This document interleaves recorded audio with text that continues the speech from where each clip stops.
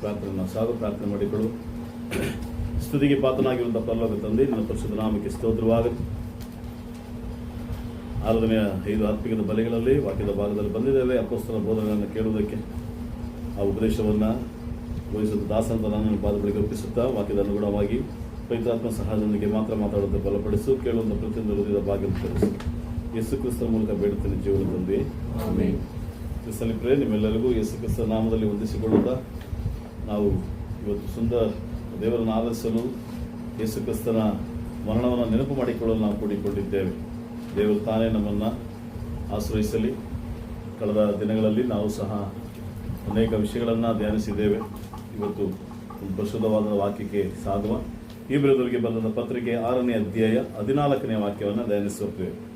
13 ಮತ್ತು 14ನೇ ವಾಕ್ಯ. ಇಬ್ರಿಯವರಿಗೆ ಬರೆದ ಪತ್ರಿಕೆ 6ನೇ ಅಧ್ಯಾಯ 13 ಮತ್ತು 14ನೇ ವಾಕ್ಯ. ದೇವರು ಅಬ್ರಹಾಮನಿಗೆ ವಾಗ್ದಾನ ಮಾಡಿದಾಗ ತನಗಿದ್ದ ತುಚ್ಛವನ ಆಣೆ ಇದಕ್ಕಾಗುತ್ತದೆ. ಇದರಿಂದ ತನ್ನಾಣೆಯನ್ನಿಟ್ಟು ನಿಜವಾಗಿ ನಿನ್ನನ್ನು ಆಶ್ರಯಿಸುವೆನು, ನಿನ್ನನ್ನು ಹೆಚ್ಚಿಸುವೆನು ಎಂದು ಹೇಳಿದನಷ್ಟೇ. ಈ ಪ್ರಿಯ ಬರಹಗಾರನ ಒಂದು ವಾಕ್ಯದ ಮೂಲಕ ಕ್ರಿಸ್ತನಲ್ಲಿ ಪ್ರಿಯರೇ ಒಂದು ಆಶೀರ್ವಾದವನ್ನ ಮತ್ತು ಒಂದು ಹೆಚ್ಚಿಸುವಂತ ವಿಷಯವನ್ನ ಇವತ್ತು ನಿಮ್ಮ ಜೊತೆಯಲ್ಲಿ ಮಾತಾಡೋದಕ್ಕೆ ನಾನು ಇಷ್ಟಪಡ್ತೇನೆ. ಕ್ರಿಸ್ತನಲ್ಲಿ ಪ್ರಿಯರೇ, ದೇವರು ಅಬ್ರಾಮನಿಗೆ ಆಶೀರ್ವಾದ ಮಾಡುವಾಗ ಒಂದು ಪ್ರಮಾಣವನ್ನ, ಒಂದು ಸತ್ಯ ಅಂತ ಹೇಳೋದಕ್ಕೆ, ಮಾತಿಗೆ ಉಪಯೋಗಿಸೋದಕ್ಕೆ ದೇವರಿಗಿಂತ ಹೆಚ್ಚು ಯಾರಿಲ್ಲ. ಅದಕ್ಕಿಂತ ಹೆಚ್ಚಾಗಿ ಯಾರಿದ್ದಾರೆ ಅಂತ ದೇವರು ಯೋಚಿಸಿ ಹೇಳ್ತಾನೆ, ತನ್ನ ಆಣೆಯನ್ನಿಟ್ಟುಕೊಂಡು, ನನ್ನ ಮೇಲೆ ಆಣೆ ಅಂತ ಹೇಳ್ತಾರಲ್ಲ ಆ ಮಾತು, ತನ್ನ ಮೇಲೆ ಆಣೆಯನ್ನಿಟ್ಟುಕೊಂಡು ನಿಜವಾಗಿ ನಿನ್ನನ್ನು ಏನ್ ಮಾಡ್ತೀನಿ, ಆಶೀರ್ವದಿಸುವೆನು. ಕ್ರಿಸ್ತನಲ್ಲಿ ಪ್ರಿಯರೇ, ಅಬ್ರಹಾಮನ ಮೂಲಕ ಇವತ್ತು ದೇವರು ಹೊಸ ಒಡಂಬಡಿಕೆಯಲ್ಲಿ ನಮ್ಮನ್ನು ಆಶ್ರಯಿಸಿದ್ದಾನ. ಯಾಕಂದ್ರೆ ನಮಗೆ ವೇದ ವಾಕ್ಯ ತಿಳಿಸೆ, ನೀವು ಅಬ್ರಾಹ್ಮನ ಸಂತತಿಯವರು, ಅಬ್ರಾಹ್ಮನ ವಂಶದವರು, ನೀವು ಆತ್ಮಿಕದಲ್ಲಿ ಕ್ರಿಸ್ತನ ಮೂಲಕ ಅಬ್ರಾಹ್ಮನ ಸಂತತಿಗೆ ಸೇಲ್ಪಟ್ಟವರು ಅಂತ ವೇದ ವಾಕ್ಯ ನಮಗೆ ಅನೇಕ ಬಾರಿ ಪ್ರಬೋಧಿಸುತ್ತದೆ.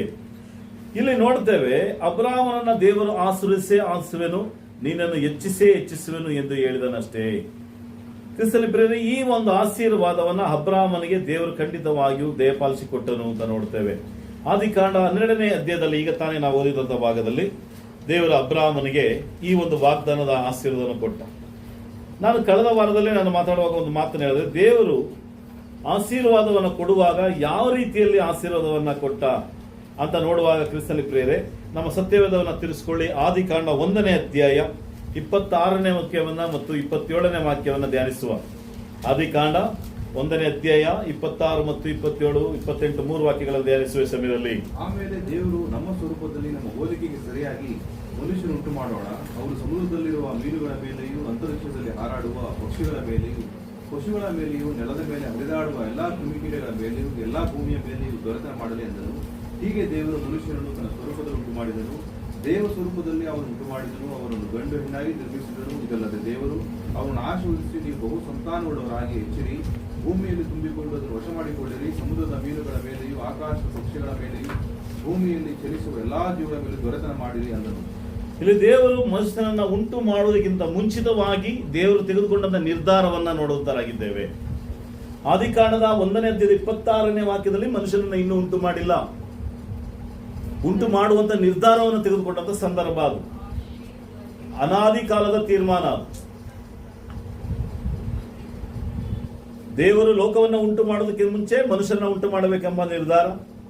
ಮನುಷ್ಯನನ್ನ ಉಂಟು ಮಾಡಿದ ಮೇಲೆ ಅವನು ಪಾಪಿಷ್ಟನಾಗ್ತಾನೆ, ಪಾಪದಲ್ಲಿ ಒಳಪಡ್ತಾನೆ. ಅವನನ್ನ ತನ್ನ ಮಗನಾದ ಯೇಸು ಕ್ರಿಸ್ತನ ಮೂಲಕ ರಕ್ಷಣೆಯನ್ನ ಕೊಟ್ಟು ನಿತ್ಯ ರಾಜ್ಯವನ್ನ, ನಿತ್ಯ ಸಭೆ, ನಿತ್ಯವಾದಂತ ಪರಲೋಕ ಸಂಸ್ಥಾನ ಕೊಡಬೇಕಂತ ದೇವರ ನಿರ್ಧಾರ. ದೇವರು ಮನುಷ್ಯನನ್ನ ಉಂಟು ಮಾಡೋದಕ್ಕಿಂತ ಮುಂಚೆ ದೇವರ ನಿರ್ಧಾರ ಏನಾಗಿದೆ ಅಂತ ನೋಡುವಾಗ ಕ್ರಿಸ್ತನಲ್ಲಿ ಪ್ರಿಯರೇ, ದೇವರು ಈ ಲೋಕದಲ್ಲಿ ಆಕಾಶದ ಕೆಳಗಡೆ ಏನೆಲ್ಲ ಸೃಷ್ಟಿಯಲ್ಲಿ ಇಟ್ಟಿದ್ದಾನೋ ಅದರ ಮೇಲೆ ದೇವರು ಮನುಷ್ಯನಿಗೆ ಕೊಟ್ಟಿದ್ದು ಮೊದಲನೇದು ಏನಂದ್ರೆ ದೊರೆತನ, ಆಳ್ವಿಕೆ, ರೂಲಿಂಗ್ ಮಾಡೋದಕ್ಕೆ ಕೊಟ್ಟ. ದೇವರ ಸೃಷ್ಟಿ, ದೇವರ ಮೂಲಕ ಸೃಷ್ಟಿಸಲ್ಪಟ್ಟಿದ್ದ ಕಾರ್ಯ, ದೇವರ ಮನುಷ್ಯನನ್ನು ಸಹ ಸೃಷ್ಟಿಸಿದ. ಆದರೆ ದೇವರು ಈ ಎಲ್ಲ ಅಧಿಕಾರವನ್ನ ಮನುಷ್ಯನಿಗೆ ಕೊಟ್ಟ. ಯಾಕೆಂದ್ರೆ ಮನುಷ್ಯನು ದೇವರ ಸ್ವರೂಪದಲ್ಲಿರೋದ್ರಿಂದ ದೇವರಿಗೆ ಹೋಲಿಕೆ ಆಗಿರೋದ್ರಿಂದ ದೇವರು ತನ್ನ ಮಕ್ಕಳಾಗಿ ತನ್ನ ಮಕ್ಕಳಿಗೆ ಕೊಟ್ಟ ಅಂತ ಹೇಳ್ತಾರೆ. ಮನುಷ್ಯರಿಂದ ತೆಗೆದುಹಾಕಿ ದೇವರು ತನ್ನ ಮಕ್ಕಳಿಗೆ ಕೊಟ್ಟ. ಎರಡನೇದು ಹೇಳ್ತಾನೆ 27ನೇ ವಾಕ್ಯದಲ್ಲಿ, ದೇವರು ಮನುಷ್ಯನನ್ನ ತನ್ನ ಸ್ವರೂಪದಲ್ಲಿ ಉಂಟು ಮಾಡಿದನು. ಗಮನ ಇಡಿ, ತನ್ನ ಸ್ವರೂಪದಲ್ಲಿ ಉಂಟು ಮಾಡಿ ದೈವ ಸ್ವರೂಪದಲ್ಲಿ ಅವನನ್ನ ಉಂಟು ಮಾಡಿದನು. ಮನುಷ್ಯ ದೈವ ಸ್ವರೂಪದಲ್ಲಿ ಉಂಟು ಮಾಡಿದಾನೆ ಅನ್ನೋದು ತಿಳ್ಕೊಳ್ಬೇಕಾಗಿದೆ.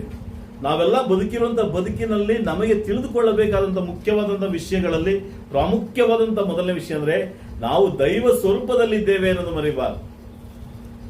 ದೇವನಾಲ ಉಂಟಾಕಿರೋ ದೇವனுடைய ಸ್ವರೂಪದಲ್ಲಿ உண்டாக்கிறோன்றதை ಮಾತ್ರ மறக்கக்கூடாது. நம்ம என்னவா இருக்கிறோம், எப்படி வாழ்ந்து கொண்டிருக்கிறோன்றது இன்னொரு பகுதி. என்னுடைய வாழ்க்கையில இதெல்லாம் நடக்குதான்றது அதெல்லாம் இன்னொரு பகுதி. நான் ஏன் இந்தியாவில் பிறக்கணுமாச்சு, நான் அமெரிக்காவில் பிறக்கலாமாச்சுன்றது நினைக்கிறதெல்லாம் இன்னொரு பகுதி. ஐயோ நான் படிக்காத போயிட்டேனே, நான் படிக்கலையே என்று நினைக்கிறதெல்லாம் இன்னொரு பகுதி. நான் யார் என்று நினைவுல எப்பவும் வைத்துக் கொள்வது என்னன்னா, நான் யார், ಎಂದ ಸ್ವರೂಪದಲ್ಲಿ ನಾವು ಉಂಟಾಕಿರ್ತೀವಿ. ನಾನು ಯಾರು, ನಾನು ಹೆಂಗಿದ್ದೀನಿ, ನನ್ನ ಬದುಕು ಹೆಂಗಿದೆ, ನನ್ನ ಬದುಕಿನಲ್ಲಿ ನಡೆಯುವಂತ ಕ್ರಿಯೆಗಳೇನು, ಕಾರ್ಯಗಳೇನು, ಆಲೋಚನೆಗಳೇನು, ನಾನು ಯಾಕೆ ಈ ದೇಶದಲ್ಲಿ ಹುಟ್ಟಬೇಕಾಗಿತ್ತು, ನಾನು ಯಾಕೆ ಈ ಒಂದು ಪಂಗಡದಲ್ಲಿ ಹುಟ್ಟಬೇಕಾಗಿತ್ತು, ನಾನು ಯಾಕೆ ಈ ರಾಜ್ಯದಲ್ಲಿ ಹುಟ್ಟಬೇಕಾಗಿತ್ತು, ನಾನು ಯಾಕೆ ಇವ್ರನ್ನ ಮದುವೆ ಆಗ್ಬೇಕಾಗಿತ್ತು, ನಾನು ಯಾಕೆ ಇಂಥ ಮಕ್ಕಳನ್ನ ಇವೆಲ್ಲ ಒಂದು ಬದಿಯಲ್ಲಿ ಹೊತ್ಬಿಡಿ. ನಾವು ಯಾರು ಅನ್ನೋದು ಸರಿಯಾದ ರೀತಿಯಲ್ಲಿ ಅರ್ಥ ಮಾಡ್ಕೊಳ್ಳಿಲ್ಲ ಅಂತ ಬಂದಾಗ ಮಾತ್ರನೇ ನಾವು ಈ ವಿಷಯಗಳನ್ನ, ಈಗ ಹೇಳಿದಂತ ವಿಷಯಗಳ ಬಗ್ಗೆ ಚಿಂತೆ ಮಾಡಕ್ ಸಾಧಿಸ್ತೀವಿ. ನಮ್ಮ ಚಿಂತಾ ಭಾರಗಳು ಏನಾಗಿದೆ ಅಂದ್ರೆ ಈ ಲೋಕಕ್ಕೆ ಸೀಮಿತವಾಗಿ ಲೋಕದಲ್ಲೇ ಮಣ್ಣಿಗೆ ಸೇರುವಂತ ವಿಷಯದಲ್ಲಿ ಹೆಚ್ಚಾದಂತಹ ಅಭಿಪ್ರಾಯವನ್ನ ಮನುಷ್ಯ ಇಟ್ಟಿದ್ದ. ಮುಂದೆ ಇರುವಂತ ಮನುಷ್ಯನನ್ನ, ಹಿಂದೆ ಇರುವಂತ ಮನುಷ್ಯನನ್ನ, ಕುಟುಂಬದಲ್ಲಿರುವಂತ ಮನುಷ್ಯನನ್ನ ನೋಡಿಕೊಂಡು ಬದುಕುವಂತ ಬದುಕು ಲೋಕದವರ ಮನುಷ್ಯನ ಮನಸ್ಥಿತಿ. ದೇವ ಮಕ್ಕಳಾಗಿರುವಂತ ನಾವು ನಮ್ಮ ಬದುಕಿನಲ್ಲಿ ನಾವು ತಿಳಿದುಕೊಳ್ಳಬೇಕಾದ ಮುಖ್ಯವಾದ ವಿಷಯ ಅಂದ್ರೆ ನಾನು ಯಾರು, ಯಾವ ಸ್ವರೂಪದಲ್ಲಿ ಉಂಟಾಗಿದ್ದೇನೆ, ನನ್ನನ್ನು ಉಂಟು ಮಾಡಿದವರು ಯಾರು ಅಂತ ತಿಳ್ಕೋಬೇಕಾಗಿದೆ. ಕ್ರಿಸ್ತನಲ್ಲಿ ಪ್ರಿಯ ವೇದವಾಕ್ಯ ನಮಗೆ ಸಂಕ್ಷಿಪ್ತವಾಗಿ ಪ್ರಾರಂಭದಲ್ಲೇ ತಿಳಿಸ್ತಿದ್ದಾನೆ, ಉಂಟು ಮಾಡೋದಕ್ಕಿಂತ ಮುಂಚೆನೇ ತಿಳಿಸ್ತಿದ್ದಾನೆ. ಆದ ಮತ್ತು ಅವಳನ್ನುವಂತ ಮನುಷ್ಯರನ್ನ ಪ್ರಾರಂಭದ ಮೂಲ ತಂದೆ ತಾಯಿಗಳನ್ನು ರೂಪಿಸೋದಕ್ಕಿಂತ ಮುಂಚೆನೆ ದೇವರ ನಿರ್ಧಾರದಲ್ಲಿ ಏನಿದೆ ಅಂದ್ರೆ ಮನುಷ್ಯ ಅಂತ ಹೇಳುವಂತ ಇವನು ನನ್ನ ಸ್ವರೂಪದಲ್ಲಿರಬೇಕು. ಈಗ ನಾವು ಬದುಕಿರುವಂತ ನಾವೆಲ್ಲರೂ ದೇವರ ಸ್ವರೂಪದಲ್ಲಿದ್ದೇವೆ. ಆದರೆ ವೇದವಾಕ್ಯ ಹೇಳ್ತದೆ, ದೇವರ ಸ್ವರೂಪದಲ್ಲಿ ಉಂಟು ಮಾಡಿದ ಗಂಡೆಣ್ಣನ ನಿರ್ಮಿಸಿ, ಇದಲ್ಲದೆ ನೋಡಿ ವಾಕ್ಯ 27ನೇ ವಾಕ್ಯದ ಕೊನೆಯಲ್ಲಿ ಹೇಳ್ತಾನೆ, ಇದಲ್ಲದೆ ದೇವರು ಅವರನ್ನ ಏನ್ ಮಾಡಿದನು, ಆಶೀರ್ವದಿಸಿದನು. ಕ್ರಿಸ್ತನಲ್ಲಿ ಪ್ರಿಯರೇ, ದೇವರು ಈ ಭೂಮಿಯಲ್ಲಿ ದೊರೆತನ, ಆಶೀರ್ವಾದ ಎರಡನ್ನ ಕೊಟ್ಟೆ ಕಳಿಸಿದ್ದು ಮನುಷ್ಯನಿಗೆ. ಆಶೀರ್ವಾದ ಇಲ್ಲದೆ ಇರುವಂತ ಮನುಷ್ಯ ಯಾರು ಸಹ ಇಲ್ಲ. ದೊರೆತನವನ್ನ ದೇವರಿಂದನೇ ಸಿಕ್ಕಿತು. ಆದರೆ ಇದನ್ನ ಕಳ್ಕೊಂಡಿದ್ದಾರೆ ಅಂದ್ರೆ ಮನುಷ್ಯ ದೇವರಿಗೆ ವಿರುದ್ಧವಾಗಿ ನಿಂತ ಸಂದರ್ಭ ಬಂದಾಗ, ದೇವರ ಮಾತಿಗೆ ಅವಿದ್ಯನಾಗಿ ನಡೆದು ಬಂದಾಗ, ಈ ಏನೆಲ್ಲ ದೇವರ ಅಧಿಕಾರವನ್ನ ನಮಗೆ ಕೊಟ್ಟನು, ದೊರೆತನವಂತ ಅಧಿಕಾರ ಕೊಟ್ಟನು, ಈ ಒಂದು ಆಶೀರ್ವಾದವನ್ನ ಕೊಡ್ತಾನೋ ಎಲ್ಲವನ್ನ ಮನುಷ್ಯ ಕಳ್ಕೊತಾನೆ. ಯಾಗ ಕಳ್ಕೊಂಡ ಅಂದ್ರೆ 3ನೇ ಅಧ್ಯಾಯದಲ್ಲಿ ದೇವರಿಗೆ ವಿರುದ್ಧವಾಗಿ, ದೇವರ ಉಪದೇಶಕ್ಕೆ ವಿರುದ್ಧವಾಗಿ, ದೇವರ ಮಾತಿಗೆ ವಿರುದ್ಧವಾಗಿ ನಡೆದಾಗ, ಆನಂತರ ದೇವರು ಮನುಷ್ಯನನ್ನ ಮತ್ತೆ ಆಶೀರ್ವಿಸುವಂತ ಸಂದರ್ಭ ಬಂದಾಗ, ನಾವೀಗ ತಾನೇ ಓದಿದ್ದು ಆದಿಕಾಂಡ 12ನೇ ಅಧ್ಯಾಯದಲ್ಲಿ ಅಬ್ರಾಮನನ್ನ ದೇವರು ಬರ ಮಾಡ್ಕೊಳ್ತಾನೆ. ಪ್ರಿಯರು, 12ನೇ ಅಧ್ಯಾಯ ಯಾರಾದ್ರು ಓದಿ, 2ನೇ ವಾಕ್ಯ. ನಾನು ನಿನ್ನನ್ನು ದೊಡ್ಡ ಜನಾಂಗವಂತೆ ಮಾಡಿ ಆಶೀರ್ವದಿಸಿ ನಿನ್ನ ಹೆಸರನ್ನು ಪ್ರಖ್ಯಾತಿಗೆ ತರುವೆನು, ನೀನು ಆಶೀರ್ವಾದ ನಿಧಿಯಾಗುವಿ. ಅಬ್ರಾಮನಿಗೆ ಕೊಟ್ಟಂತ ವಾಗ್ದಾನವನ್ನ ಗಮನ ಇಡಿ. ದೇವರು ನಾನು ನಿನ್ನನ್ನು ದೊಡ್ಡ ಜನಾಂಗವಾಗುವಂತೆ ಮಾಡಿ, ನಿನ್ನ ದೊಡ್ಡ ಸಂತತಿಯಾಗಿ ದೊಡ್ಡ ಜನಾಂಗವನ್ನಾಗಿ ಮಾಡಿ ಅಷ್ಟಕ್ಕೆ ನಿಲ್ಲಿಸಿಲ್ಲ, ಆಶೀರ್ವದಿಸಿ ನಿನ್ನ ಹೆಸರನ್ನು ಪ್ರಖ್ಯಾತಿಗೆ ತರುವೆನು. ಪ್ರಖ್ಯಾತಿಗೆ ನಿನ್ನ ಹೆಸರು ತರ್ತೇನೆ, ನೀನೇನಾಗಿರ್ತಿ, ಆಶೀರ್ವಾದ ನಿಧಿ ಆಗಿರ್ತಿ ಅಂತ ಹೇಳ್ತಾನೆ. ಅಬ್ರಹಾಮನು ಆಶೀರ್ವಾದದ ನಿಧಿ. ನಿಧಿ ಅಂದ್ರೆ ನಮ್ಗೆ ಗೊತ್ತಿದೆ, ಅನೇಕ ಬಾರಿ ನಾ ಹೇಳಿದ್ದೇನೆ. ನಿಧಿ ಎಂಬುದು ಅದು ತುಂಬಲ್ಪಟ್ಟಂಥದ್ದು, ಅಲ್ಲಿ ಸೇರಿಸಲ್ಪಟ್ಟಂಥದ್ದು ನಿಧಿ ಅಂದ್ರೆ ಅಲ್ಲಿ ಎಲ್ಲವೂ ಇದೆ ಅಂತ ದೇವರ ಆಶೀರ್ವಾದವನ್ನ ಅಬ್ರಾಹ್ಮನಲ್ಲಿ ತುಂಬಿಸಿ ಕಳಿಸ್ತಾ ಇದ್ದಾನೆ ಭೂಮಿಗೆ. ಆದ್ರೆ ಸುಮ್ಗೆ ಕೊಡ್ಲಿಲ್ಲ ದೇವರು. ಪ್ರಾರಂಭದಲ್ಲಿ ದೇವರು ಮನುಷ್ಯರನ್ನ ಉಂಟು ಮಾಡಿದಾಗ ಹಾಗೇ ಕೊಟ್ಬಿಟ್ಟ. ನೀವು ಉಂಟು ಮಾಡೋದಕ್ಕೆ ಮುಂಚೆನೆ ಏನ್ ಮಾಡ್ದ, ಆದಾಮನನ್ನ ಉಂಟು ಮಾಡ್ದ, ಆನಂತರ ಆತನ ಜೊತೆಗಾತಿಯಾದಂಥ ಅವಳನ್ನ ಉಂಟು ಮಾಡಿದ, ಇಬ್ಬರಿಗೂ ಹಾಗೆ ಕೊಟ್ಬಿಟ್ಟ, ದೊರೆತನವನ್ನ ಕೊಟ್ಟ, ಆಶೀರ್ವಾದನ ಕೊಟ್ಟ.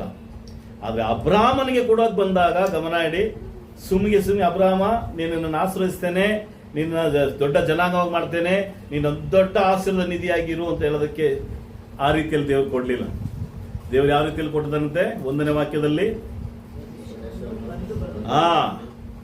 ಏನ್ ಹೇಳ್ತೇನೆ ದೇವರಲ್ಲಿ, ನಿನ್ನ ಸ್ವದೇಶವನ್ನ, ಬಂಧು ಬಳಗವನ್ನ, ತಂದೆಯ ಮನೆಯನ್ನ ಬಿಟ್ಟು ಅಂತ ಹೇಳ್ತಾನೆ. ಅಂದ್ರೆ ಏನರ್ಥ, ನೀನು ಯಾರನ್ನ ಅವಲಂಬಿಸಿಕೊಂಡಿದ್ಯೋ, ಯಾವುದನ್ನ ಅವಲಂಬಿಸಿಕೊಂಡಿದ್ಯೋ, ಯಾರನ್ನ ನಂಬಿದೆಯೋ ಅದನ್ನ ಬಿಟ್ಟು ಹೊರಗಡೆ ಬಂದ್ರೇನೆ ನಾನು ನಿನ್ನನ್ನು ಆಶ್ರಯಿಸ್ತೇನೆ ಅಂತ ಹೇಳ್ತಾನೆ ದೇವರು.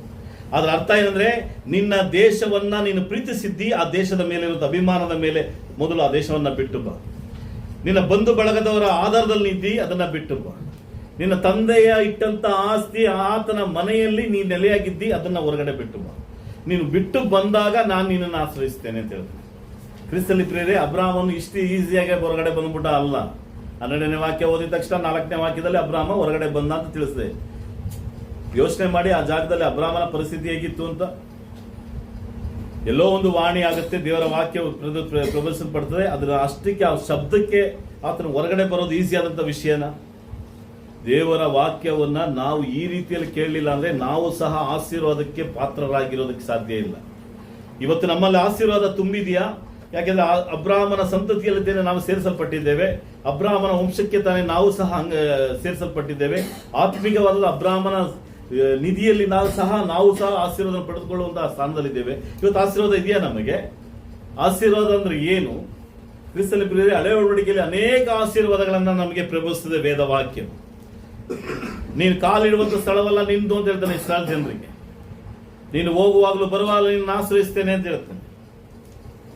ನೀನು ಎಲ್ಲಿರ್ತೀಯೋ ಅದು ನಿನಗೆ. ಅಬ್ರಾಹ್ಮನ ಹೇಳ್ತಾನೆ ತನ್ನ ಲೋತನಿಗೆ, ತನ್ನ ಅಣ್ಣನ ಮಗನಿಗೆ, ನೀನು ಯಾವ ದಿಕ್ಕಿಗೆ ಹೋಗ್ತೀಯೋ ಹೋಗೋ, ಅದು ನಿನಗೆ. ಆ ಜಾಗ ನೀ ತಗೋ.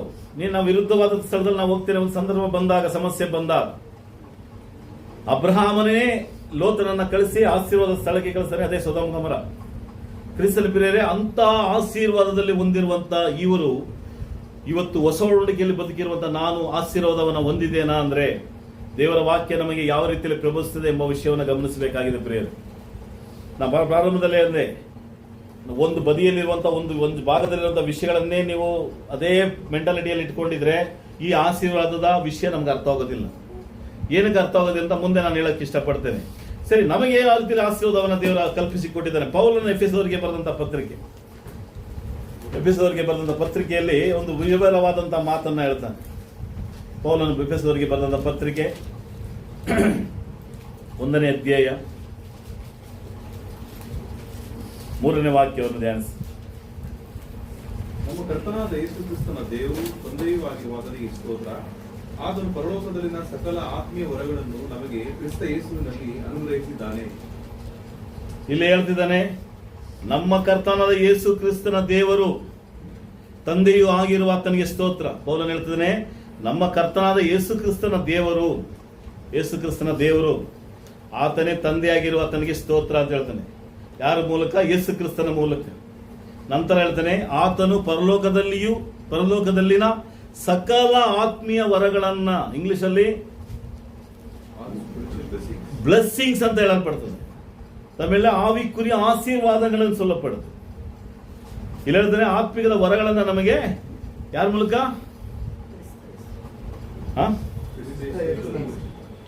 ಕ್ರಿಸ್ತ ಯೇಸುವಿನಲ್ಲಿ ಅನುಗ್ರಹಿಸಿದ್ದಾನೆ.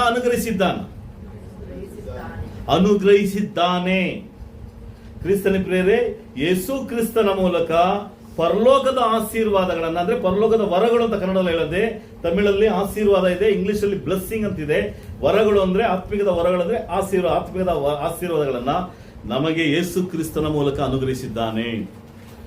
ಹಾಗಾದ್ರೆ ಯೇಸು ಕ್ರಿಸ್ತನ ಮೂಲಕ ಈ ಆಶೀರ್ವಾದವನ್ನು ನಾವು ಪಡ್ಕೊಂಡಿದ್ದೀವ, ಈ ಬ್ಲೆಸ್ಸಿಂಗ್ ನ ಪಡ್ಕೊಂಡಿದ್ದೀವ, ಈ ವರಗಳನ್ನ ಪಡ್ಕೊಂಡಿದ್ದೀವ. ಇವತ್ತು ನಾವು ಈ ಆಶೀರ್ವಾದನ ಪಡ್ಕೊಳ್ಳುವಂತ ಸ್ಥಾನದಲ್ಲಿ ನಾವು ಇದ್ದೇವಾ, ಇಲ್ಲ ಪಡ್ಕೊಂಡಿದ್ದೀವ? ಇಲ್ಲಿ ಹೇಳ್ತಿದ್ದಾನೆ ಅನುಗ್ರಹಿಸಿದ್ದಾನೆ ಅಂದ್ರೆ ಇದು ಭೂತಕಾಲದ ಮಾತು, ಆಲ್ರೆಡಿ ಆಗೋಗಿದೆ ಅಂತ. ಯಾವಾಗ ದೇವರು ಮನುಷ್ಯನ ಉಂಟು ಮಾಡೋದಕ್ಕಿಂತ ಮುಂಚೆ, ಹೇಗೆ ಆದಿಕಾಂಡ 1ನೇ ಅಧ್ಯಾಯ 26ನೇ ವಾಕ್ಯದಲ್ಲಿ ಹೇಳ್ತಾರೆ, ಅದಕ್ಕಿಂತ ಮುಂಚೆನೆ ಯೇಸು ಕ್ರಿಸ್ತನ ಮೂಲಕ ಎಲ್ಲಾ ಪರಲೋಕದ ಆಶೀರ್ವಾದವನ್ನ ಅಬ್ರಾಮನಿಗೆ ಕೊಟ್ಟಿದ್ದು ಭೂಮಿಯಲ್ಲಿರುವಂತಹ ಆಶೀರ್ವಾದ ಪ್ರಿಯರು. ಈ ಭೂಮಿಯಲ್ಲಿ ನೀನು ಆಶೀರ್ವಾದ ನಿಧಿಯಾಗಿರ್ತಿಂತ ಅಬ್ರಾಮನಿಗೆ ಕೊಟ್ಟಿದ್ದು. ಈ ಭೂಮಿಯಲ್ಲಿ ನೀನು ಕಾಲಿಡುವಂತ ಸ್ಥಳವಲ್ಲ ನಿನಗೆ ಅಂತ ಹೇಳಿದ. ಆದ್ರೆ ಆ ಯೇಸು ಕ್ರಿಸ್ತನ ಮೂಲಕ ನನಗೆ ಸಿಗ್ತಿರುವಂತ ಆಶೀರ್ವಾದ ಯಾವುದು? ಪರಲೋಕದಲ್ಲಿನ ಸಕಲ ಆತ್ಮೀಯವಾದ ಆಶೀರ್ವಾದಗಳು. ಪರಲೋಕದ ಆಶೀರ್ವಾದವನ್ನು ನಾನು ಪಡ್ಕೊಂಡಿದ್ದೀನ? ಪರಲೋಕದ ಆಶೀರ್ವಾದವು ಈ ಭೂಮಿಯಲ್ಲಿ ನನಗೆ ಸಿಕ್ಕಿದೆಯಾ ಅಂತ ನೋಡಬೇಕಾಗಿದೆ. ಅಬ್ರಾಮನು ತನ್ನ ತಂದೆಯ ಮನೆಯನ್ನು ಬಿಟ್ಟು ಬಂದ, ತನ್ನ ಬಂಧು ಬಳಗವನ್ನು ಬಿಟ್ಟು ಬಂದ, ತನ್ನ ಸ್ವಂತ ಊರನ್ನು ಬಿಟ್ಟು ಬಂದ, ದೇಶವನ್ನು ಬಿಟ್ಟು ಬಂದ. ಅದೇ ತರ ನಾವು ಈ ಆತ್ಮಿಕದ ವರಗಳನ್ನು ಅನುಭವಿಸಬೇಕು ಅಂದ್ರೆ ನಾವು ಏನಾಗಿರ್ಬೇಕು? ನಮ್ಮ ಎಲ್ಲಾ ವಿಷಯಗಳನ್ನ ಬಿಟ್ಟು ಹೊರಗಡೆ ಬಂದ್ರೆ ಮಾತ್ರನೇ ಈ ಆಶೀರ್ವಾದ ಪಡ್ಕೊಳ್ಳೋಕೆ ಸಾಧ್ಯ. ಒಂದು ವೇಳೆ ಅಬ್ರಾಮನು ಬರಲಿಲ್ಲ ಅಂತ ಇಟ್ಕೊಳ್ಳಿ, ಏನ್ ಮಾಡ್ತಿದ್ರು ದೇವರು? ನಾನು ನಮ್ಮ ಅಪ್ಪನ ಮನೆ ಬಿಟ್ಟು ಬರೋದಿಲ್ಲ, ನಮ್ಮ ಅಪ್ಪನ ಆಸ್ತಿ ಬಿಟ್ಟು ಬರೋದಿಲ್ಲ, ನನ್ನ ತಂದೆ ಮೇಲೆ ತುಂಬಾ ಪ್ರೀತಿ, ನನ್ನ ಬಂಧು ಬಳಗದ ಮೇಲೆ, ನನ್ನ ಚಿಕ್ಕಪ್ಪ ದೊಡ್ಡಪ್ಪನ ಮೇಲೆ ಪ್ರೀತಿ. ಒಂದ್ ವೇಳೆ ಅಬ್ರಾಮನ ಆ ರೀತಿಯಲ್ಲಿ ಹೇಳಿದ್ರೆ ಏನಾಗ್ತಿತ್ತು? ಏನ್ ಮಾಡ್ತದೆ ದೇವರು? ಕೈ ಹಿಡ್ಕೊಳ್ತಾ ಬರ್ತಾ ಇರಲಿಲ್ಲ. ಅಬ್ರಾಮನ ಇಲ್ಲಂದ್ರೆ ಇನ್ನೊಬ್ಬ ಅಬ್ರಾಮನ ದೇವರ ಆರಿಸಿಕೊಂಡಂತ ಸ್ಥಾನಕ್ಕೆ ದೇವರ ಅಬ್ರಾಮನ್ ಗೊತ್ತು ಇಲ್ಲಿ ಬರ್ತಾನೆ ಅನ್ನೋ ನಂಬಿಕೆ ಇತ್ತಷ್ಟೇ. ಆದ್ರೆ ಅಬ್ರಾಮನ ಒಂದು ವೇಳೆ ಬರಲಿಲ್ಲ ಅಂದ್ರೆ ಅಬ್ರಾಮನಲ್ಲ ಇನ್ನೊಬ್ಬನ ದೇವರು ಆರಿಸ್ತಿದ್ದ. ಅಬ್ರಾಮನನ್ನ ದೇವರು ಆರಿಸಿಕೊಳ್ಳೋದಕ್ಕೆ ಅಬ್ರಾಮನಿಗೆ ಕೊಟ್ಟಂತ ಟಾಸ್ಕ್ ಅಂದ್ರೆ ಅವ್ನು ಕೊಟ್ಟಂತ ವಿಷಯ ಏನಂದ್ರೆ, ನೀನ್ ಯಾರನ್ನ ಅವಲಂಬಿಸಿಕೊಂಡಿದ್ಯೋ, ಯಾರನ್ನ ನಂಬಿದ್ಯೋ ಅದನ್ನ ಬಿಟ್ಟು ಹೊರಗಡೆ ಬರಬೇಕು. ಅದೇ ತರ ಪರಲೋಕದ ಆಶೀರ್ವಾದವನ್ನ ನಾನು ಪಡ್ಕೋಬೇಕು ಅಂದ್ರೆ ಕ್ರಿಸ್ತನ ಪ್ರಿಯರೇ, ಸಕಲ ಪರಲೋಕದ ಆತ್ಮಿಕದ ವರಗಳನ್ನ, ಆತ್ಮಿಕದ ಆಶೀರ್ವಾದಗಳನ್ನ, ಬ್ಲೆಸ್ಸಿಂಗ್ ಪಡ್ಕೋಬೇಕಾದ್ರೆ ನಾವು ಬಿಟ್ಟು ಬರಬೇಕು. ನಾವು ಬಿಟ್ಟು ಬರಲಿಲ್ಲ ಅಂದ್ರೆ ನಮ್ಗೆ ಆಶೀರ್ವಾದ ಇಲ್ಲ. ಇದನ್ನ ನಾವು ಪಡ್ಕೊಂಡಿದ್ದೇವೆ. ಮೊದಲನೇದು, ನಮ್ಮ ಪಾಪ ಪರಿಹಾರಕ್ಕಾಗಿ ದೀಕ್ಷಾ ಸ್ಥಾನ ಹೊಂದಿದ್ರೆ ಮಾತ್ರನೇ ಈ ಆಶೀರ್ವಾದ ಸಿಗೋದಕ್ಕೆ ಸಾಧ್ಯ. ಯೇಸು ಕ್ರಿಸ್ತನ ರಕ್ತದ ಮೂಲಕ ಯಾರೆಲ್ಲ ತೊಳೆದಿದಿರೋ ಅವರಿಗೆ ಮಾತ್ರ ಪರಲೋಕದ ಆಶೀರ್ವಾದ ಸಿಗಕ್ಕೆ ಸಾಧ್ಯ, ಇನ್ಯಾರಿಗೂ ಸಿಗೋದಿಲ್ಲ. ಯಾಕಂದ್ರೆ ಪರಲೋಕವು ಸೀಮಿತವಾಗಿರೋದು ಯಾರಿಗೆ? ನೀತಿವಂತರಿಗೆ. ಪರಲೋಕವು ಯಾರಿಗೋಸ್ಕರ ಇಡಲ್ಪಟ್ಟಿದೆ? ದೇವ ಮಕ್ಕಳಿಗೋಸ್ಕರ. ಆ ಪರಲೋಕ ರಾಜ್ಯಕ್ಕೆ ಸೇರ್ಬೇಕು ಅಂದ್ರೆ ನಾವೇನಾಗಿರ್ಬೇಕು? ನೀತಿವಂತರಾಗಿರ್ಬೇಕು. ನಾವು ನೀತಿವಂತರಾಗಬೇಕು ಅಂದ್ರೆ ನಾವೇನ್ ಮಾಡಬೇಕಾಗಿದೆ? ನಮ್ಮ ಪಾಪಗಳೇನಾಗಬೇಕು? ಪರಿಹಾರ ಆಗ್ಬೇಕು. ಪರಿಹಾರ ಆದ್ರೇನೆ ನಾವು ಆಗೋದು. ನಾವು ಪಾಪ ಪರಿಹಾರಕ್ಕಾಗಿ ದೀಕ್ಷಾ ಸ್ಥಾನವನ್ನು ಹೊಂದಿದ್ರೆ ಮಾತ್ರಕ್ಕೆ ನಾವು ಅಪೊಸ್ತಲ ಕೃತ್ಯಗಳು 2ನೇ ಅಧ್ಯಾಯದಲ್ಲಿ ಹೇಳಿದ್ರೆ, ನೀವು ದೇವರ ಸಭೆಯಲ್ಲಿ ಸೇರಿಸಲ್ಪಟ್ಟಿದ್ದೀರಿ ಅಂತ ಹೇಳಿದ್ರೆ ಕೊನೆಯ ವಾಕ್ಯದಲ್ಲಿ ನಾವು ಬಾಧ್ಯಸ್ಥರಾಗಬೇಕು, ಪಾಪ ಪರಿಹಾರ ಆಗಬೇಕು. ಪೌಲನು ರೋಮದವರಿಗೆ ಬರೆದ ಪತ್ರಿಕೆ 6ನೇ ಅಧ್ಯಾಯದಲ್ಲಿ ಹೇಳ್ತಾನೆ. ಆ ಒಂದು ಸ್ಥಾನವನ್ನ ಪಡ್ಕೊಂಡ ಮೇಲೆ ಈಗ ನಾವೆಲ್ಲ ದೀಕ್ಷಾ ಸ್ಥಾನ ಹೊಂದಿದ್ದೀವಿ ಅಂತ 90 ಭಾಗ ಇಲ್ಲಿ ದೀಕ್ಷಾ ಸ್ಥಾನ ಹೊಂದಿದ್ದೀವಿ, 100 ಭಾಗ ಹೊಂದಿದ್ದೀವಿ. ವರವನ್ನ ಪಡ್ಕೊಂಡಿದ್ದೀರಾ? ಅನುಗ್ರಹ ಹೊಂದಿದ್ಯಾ? ಪರಲೋಕದ ಅನುಗ್ರಹಗಳನ್ನ, ಆ ಆಶೀರ್ವಾದ ನಮಗೆ ಸಿಕ್ಕಿದ್ಯಾ? ನೋಡುವ, ಇವತ್ತು ಸ್ವಲ್ಪ ನೋಡುವ ವಾಕ್ಯದ ಒಳಗಡೆ. ಅಪೊಸ್ತಲರಿಗೆ ಬರೆದಂತ ಪತ್ರಿಕೆ 3ನೇ ಅಧ್ಯಾಯ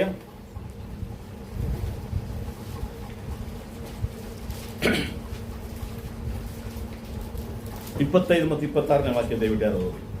ಅಪೊಸ್ತಲರು 3ನೇ ಅಧ್ಯಾಯ 25-26. ನೀವು ಪ್ರವಾದಿಗಳ ಶಿಷ್ಯರು, ದೇವರು ನಮ್ಮ ಪಿತೃಗಳ ಸಂಗಡ ಮಾಡಿಕೊಂಡ ಒಡಂಬಡಿಕೆಗೆ ಬಾಧ್ಯರಾಗಿದ್ದೀರಿ.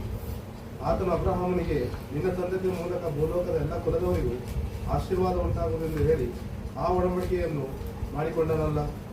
ಮೊದಲು ನಿಮಗಾಗಿಯೇ ದೇವರು ನಿನ್ನ ಸೇವಕನನ್ನು ಏರ್ಪಡಿಸಿ, ಓದಿ ಕಂಟಿನ್ಯೂ ಮಾಡಿ, ಅದು 26 ಓದಿ. ದೇವರು ತನ್ನ ಸೇವಕನನ್ನು ಏರ್ಪಡಿಸಿ, ಈ ತರ ನಿಮ್ಮಲ್ಲಿ ಪ್ರತಿಯೊಬ್ಬರನ್ನು ಅವನವನ ಕೆಟ್ಟ ನಡತೆಗಳಿಂದ ತಿರುಗಿಸಿ ನಿಮ್ಮನ್ನು ಆಶೀರ್ವದಿಸಬೇಕೆಂದು ಆತನು ಕಳಿಸಿಕೊಟ್ಟಿದ್ದಾನೆ ಎಂದು ಹೇಳಿದನು. ಇಲ್ಲಿ ಬರೆಯುವಂತ ಈ ಸಂದರ್ಭ ಬಂದಾಗ ಇಲ್ಲಿ ಹೇಳ್ತಾನೆ, ಪೇತ್ರ ಹೇಳ್ತಿದ್ದಾನೆ, ಇಲ್ಲಿ ನೀವು ಪ್ರವಾದಿಗಳ ಶಿಷ್ಯರು, ದೇವರು ನಮ್ಮ ಪಿತೃಗಳ ಸಂಗಡ ಮಾಡಿಕೊಂಡ ಒಡಂಬಡಿಕೆಗೆ ಬಾಧ್ಯರು ಆಗಿದ್ದೀರಲ್ಲ. ನಾವು ಏನ್ ಹೇಳ್ತಾನೆ ಅಲ್ಲಿ, ನೀವು ಆ ಒಡಂಬಡಿಕೆಗೆ ಬಾಧ್ಯರಾಗಿದ್ರಿ. ಆತನು ಅಬ್ರಾಹ್ಮನಿಗೆ, ನಿನ್ನ ಸಂತತಿಯ ಮೂಲಕ ಭೂಲೋಕದ ಎಲ್ಲಾ ಕುಲದವರಿಗೂ ಆಶೀರ್ವಾದ ಉಂಟಾಗುವುದು ಎಂದು ಹೇಳಿ ಆ ಒಡಂಬಡಿಕೆಯನ್ನು ಮಾಡಿಕೊಂಡನು. ಅಬ್ರಾಹ್ಮನ ಮೂಲಕ ಬರೀ ಯೂದ ಗೋತ್ರಕ್ಕೆ, ಇಸ್ರಾಯೇಲರಿಗೆ ಮಾತ್ರ ಅಲ್ಲ, ಎಲ್ಲಾ ಕುಲದವರಿಗೆ, ಅಂದ್ರೆ ಪ್ರಪಂಚದ ಎಲ್ಲಾ ಜನಾಂಗದವರಿಗೆ ಏನಿದೆ, ಎಲ್ಲರಿಗೂ ಏನಿದೆ, ಆತನ ಮೂಲಕ ಆಶೀರ್ವಾದ ಇದೆ ಅಂತ ಹೇಳ್ತಾನೆ. ಹಂಗಾದ್ರೆ ಎಲ್ಲಾ ಕುಲಗಳಿಗೆ ಅಬ್ರಾಹ್ಮನ ಮೂಲಕ ವಾಗ್ದಾನ ಮಾಡಾಯ್ತು, ಅಬ್ರಾಹ್ಮನ ಮೂಲಕ ಸಿಕ್ಕಾಯ್ತು.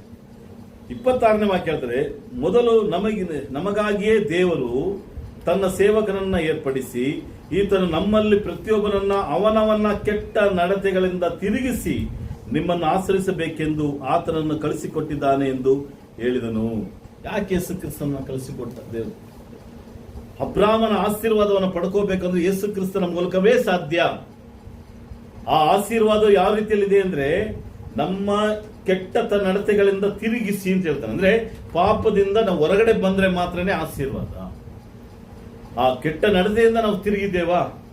ಕೆಟ್ಟ ನಡತೆ ಎಂಬಂತ ವಿಷಯದಲ್ಲಿ ಏನೆಲ್ಲ ಸೇರಿಸಲ್ಪಡುತ್ತೋ ಅದೆಲ್ಲ ಸೇರಿಸಿ ನಾವು ಹೋಲಿಸಿ ಮಾತಾಡೋದಾದ್ರೆ ಆಲೋಚನೆ, ಅಭಿಪ್ರಾಯ, ಮಾತು, ಕ್ರಿಯೆ ಎಲ್ಲವೂ ಸಹ ಅದರಲ್ಲಿದೆ. ಅದನ್ನು ತಿರುಗಿಸಿ ನಿಮ್ಮನ್ನು ಆಶ್ರಯಿಸ್ತೇನೆ. ಈಗ ದೀಕ್ಷಾಸ್ಥಾನ ಒಂದಾಯ್ತು, ಆದ್ರೆ ಆಶೀರ್ವಾದವನ್ನು ನಾನು ಪಡ್ಕೊಂಡಿದ್ದೇನಾ? ಇವತ್ತು ನಾವು ಯಾವ ಕಾರಣದಿಂದ ಆಶೀರ್ವಾದವನ್ನು ಕಳ್ಕೊಂಡಿದ್ದೇವೆ? ಕಳ್ಕೊಳ್ಳೋದಕ್ಕೆ 3 ವಿಷಯಗಳು ನಮಗೆ ಇವತ್ತು ಪ್ರಬೋಧಿಸಿದ ವೇದವಾಕ್ಯವು. ನಾನು ಆದಷ್ಟು ಬೇಗ ಅದನ್ನು ಮುಗಿಸೋದಕ್ಕೆ ಪ್ರಯತ್ನ ಪಡ್ತೇನೆ. ನಿಮ್ಮ ಸತ್ಯವೇದವನ್ನು ತಿಳಿಸ್ಕೊಳ್ಳಿ. ಇಬ್ರಿಯರಿಗೆ ಬರೆದಂಥ ಪತ್ರಿಕೆ 5ನೇ ಅಧ್ಯಾಯ, ಪೌಲನು ಇಬ್ರಿಯರಿಗೆ ಬರೆದಂಥ ಪತ್ರಿಕೆಯಲ್ಲಿ ಇರ್ತಾನೆ 5ನೇ ಅಧ್ಯಾಯ 12ನೇ ವಾಕ್ಯವನ್ನು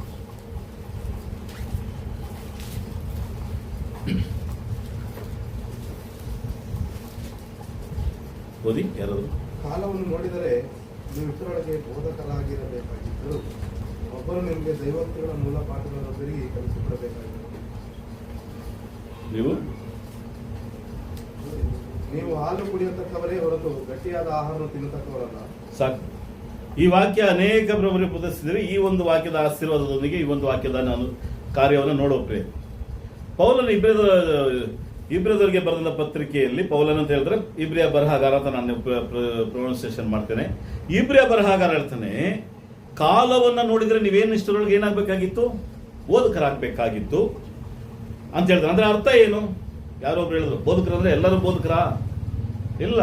ಬೋಧಕರ ಒಂದು ವ್ಯಾಲ್ಯೂ ಏನಿದೆ, ಬೋಧಕರಲ್ಲಿರುವಂತ ಜ್ಞಾನ ಏನಿದೆ, ಅದು ಸಭೆಯವರು ಸಹ ಪಡ್ಕೊಂಡಿರಬೇಕು. ಕಾಲವನ್ನು ನೋಡಿದ್ರೆ ಇಷ್ಟು ವರ್ಷಗಳಿಂದ ನೀವು ಪಾಠಗಳನ್ನು ಕೇಳಿ, ಇಷ್ಟು ವರ್ಷದಿಂದ ವೇದವಾಕ್ಯನ ಓದಿ, ಇಷ್ಟು ವರ್ಷದಿಂದ ನೀವು ಪ್ರಾರ್ಥನಾ ವಿಜ್ಞಾಪನೆಗಳಲ್ಲಿ ನೆಲೆಯಾಗಿ ನಿಂತು ನೀವು ಹೆಂಗಿರ್ಬೇಕು ಅಂದ್ರೆ, ಒಬ್ಬ ಬೋಧಕ ಇಲ್ಲಿ ನಿಂತ್ಕೊಂಡು ವಾಕ್ಯವನ್ನು ಪ್ರಬೋಧಿಸ್ತಾನೆ ಅಂದ್ರೆ ಆ ವಾಕ್ಯವು ಸರಿಯ ತಪ್ಪಂತ ಗ್ರಹಿಸುವಷ್ಟು ಜ್ಞಾನವನ್ನು ಹೊಡೆದಿರಬೇಕು. ಆ ವಾಕ್ಯವನ್ನು ನೀವು ಸಹ ಇನ್ನೊಬ್ಬರಿಗೆ ಪ್ರಬೋಧಿಸಬೇಕು.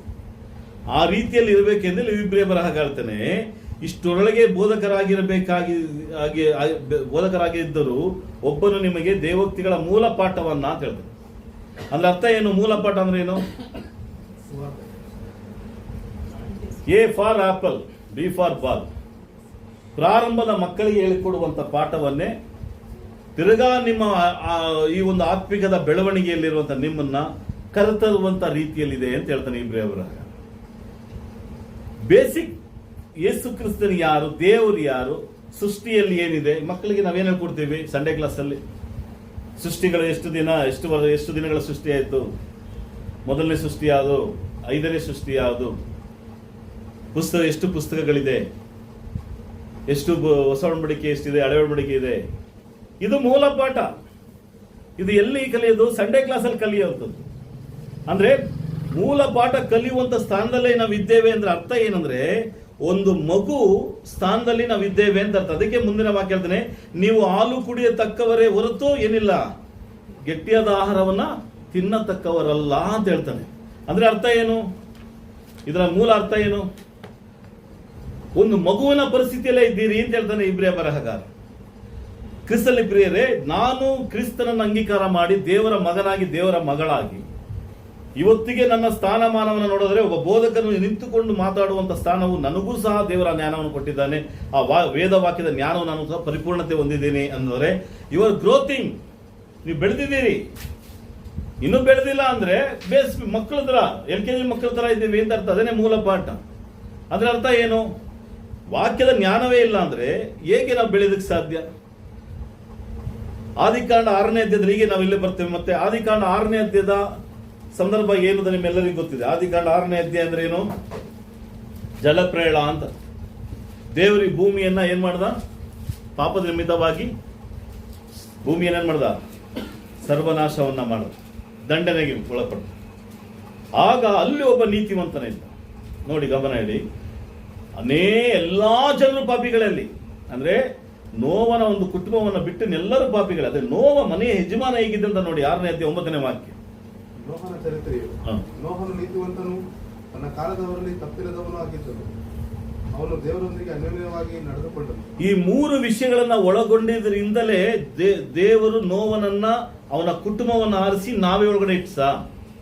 ನೋವನ ಮೂಲಕ ಬಂದಂತ ಸಂತತಿಯೇ ನಾವು ಈಗ ದೇವರು ಜಲಪ್ರಳಯದಿಂದ ಭೂಲೋಕದ ಎಲ್ಲರನ್ನ ನಾಶ ಮಾಡುವಂತ ಸಂದರ್ಭ ಬಂದಾಗ ನೋವನಲ್ಲಿದ್ದಂತ ಕ್ವಾಲಿಫಿಕೇಶನ್ ಏನ್ ಗೊತ್ತಾ ಪ್ರಿಯರೇ? ಅವನು ಮೊದಲನಾಗಿ ನೀತಿವಂತನಾಗಿದ್ದ ಅಂತ ಹೇಳ್ತದೆ. ದೇವರಿಗೆ ಇಷ್ಟವಾಗಿದ್ದ, ದೇವರ ಉಪದೇಶದ ಪ್ರಕಾರ ನಡೀತಿದ್ದ, ದೇವರ ಮಾತಿನ ಪ್ರಕಾರ ನಡೀತಿದ್ದ. ಎರಡನೇದು ಹೇಳ್ತಾನೆ, ಅವನ ಕಾಲದಲ್ಲಿ ಏನ್ ಮಾಡಲಿಲ್ಲವಂತೆ, ತಪ್ಪಿಲ್ಲದವನಾಗಿದ್ದ. ನಾವೇ ಒಳಗಡೆ ಹೋಗೋದು ಈಸಿ ಅಲ್ಲ. ನಾವೇ ಒಳಗಡೆ ಹೋಗೋದು ಅಂದ್ರೆ ನಾವೆಯ ಒಂದು ತದ್ರೂಪವಾದಂತ ಕಾರ್ಯ ಸಭೆ. ಸಭೆಯು ಒಂದು ನೆರಳಾಗಿರುವುದು ಯಾವುದಕ್ಕೆ? ನಿತ್ಯ ರಾಜ್ಯ ಎಂಬ ನಿತ್ಯವಾದಂತಹ ಪರಲೋಕಕ್ಕೆ.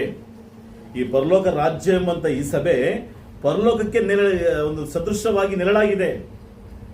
ಈ ನಾವೇ ಅಳವಡಿಕೆಯಲ್ಲಿರುವಂತಹ ಆ ಪಿತೃಗಳ ಕಾಲದಿಂದ ನಾವೇ ಸಭೆಗೆ ಹೋಲಿಕೆಯಾಗಿದೆ.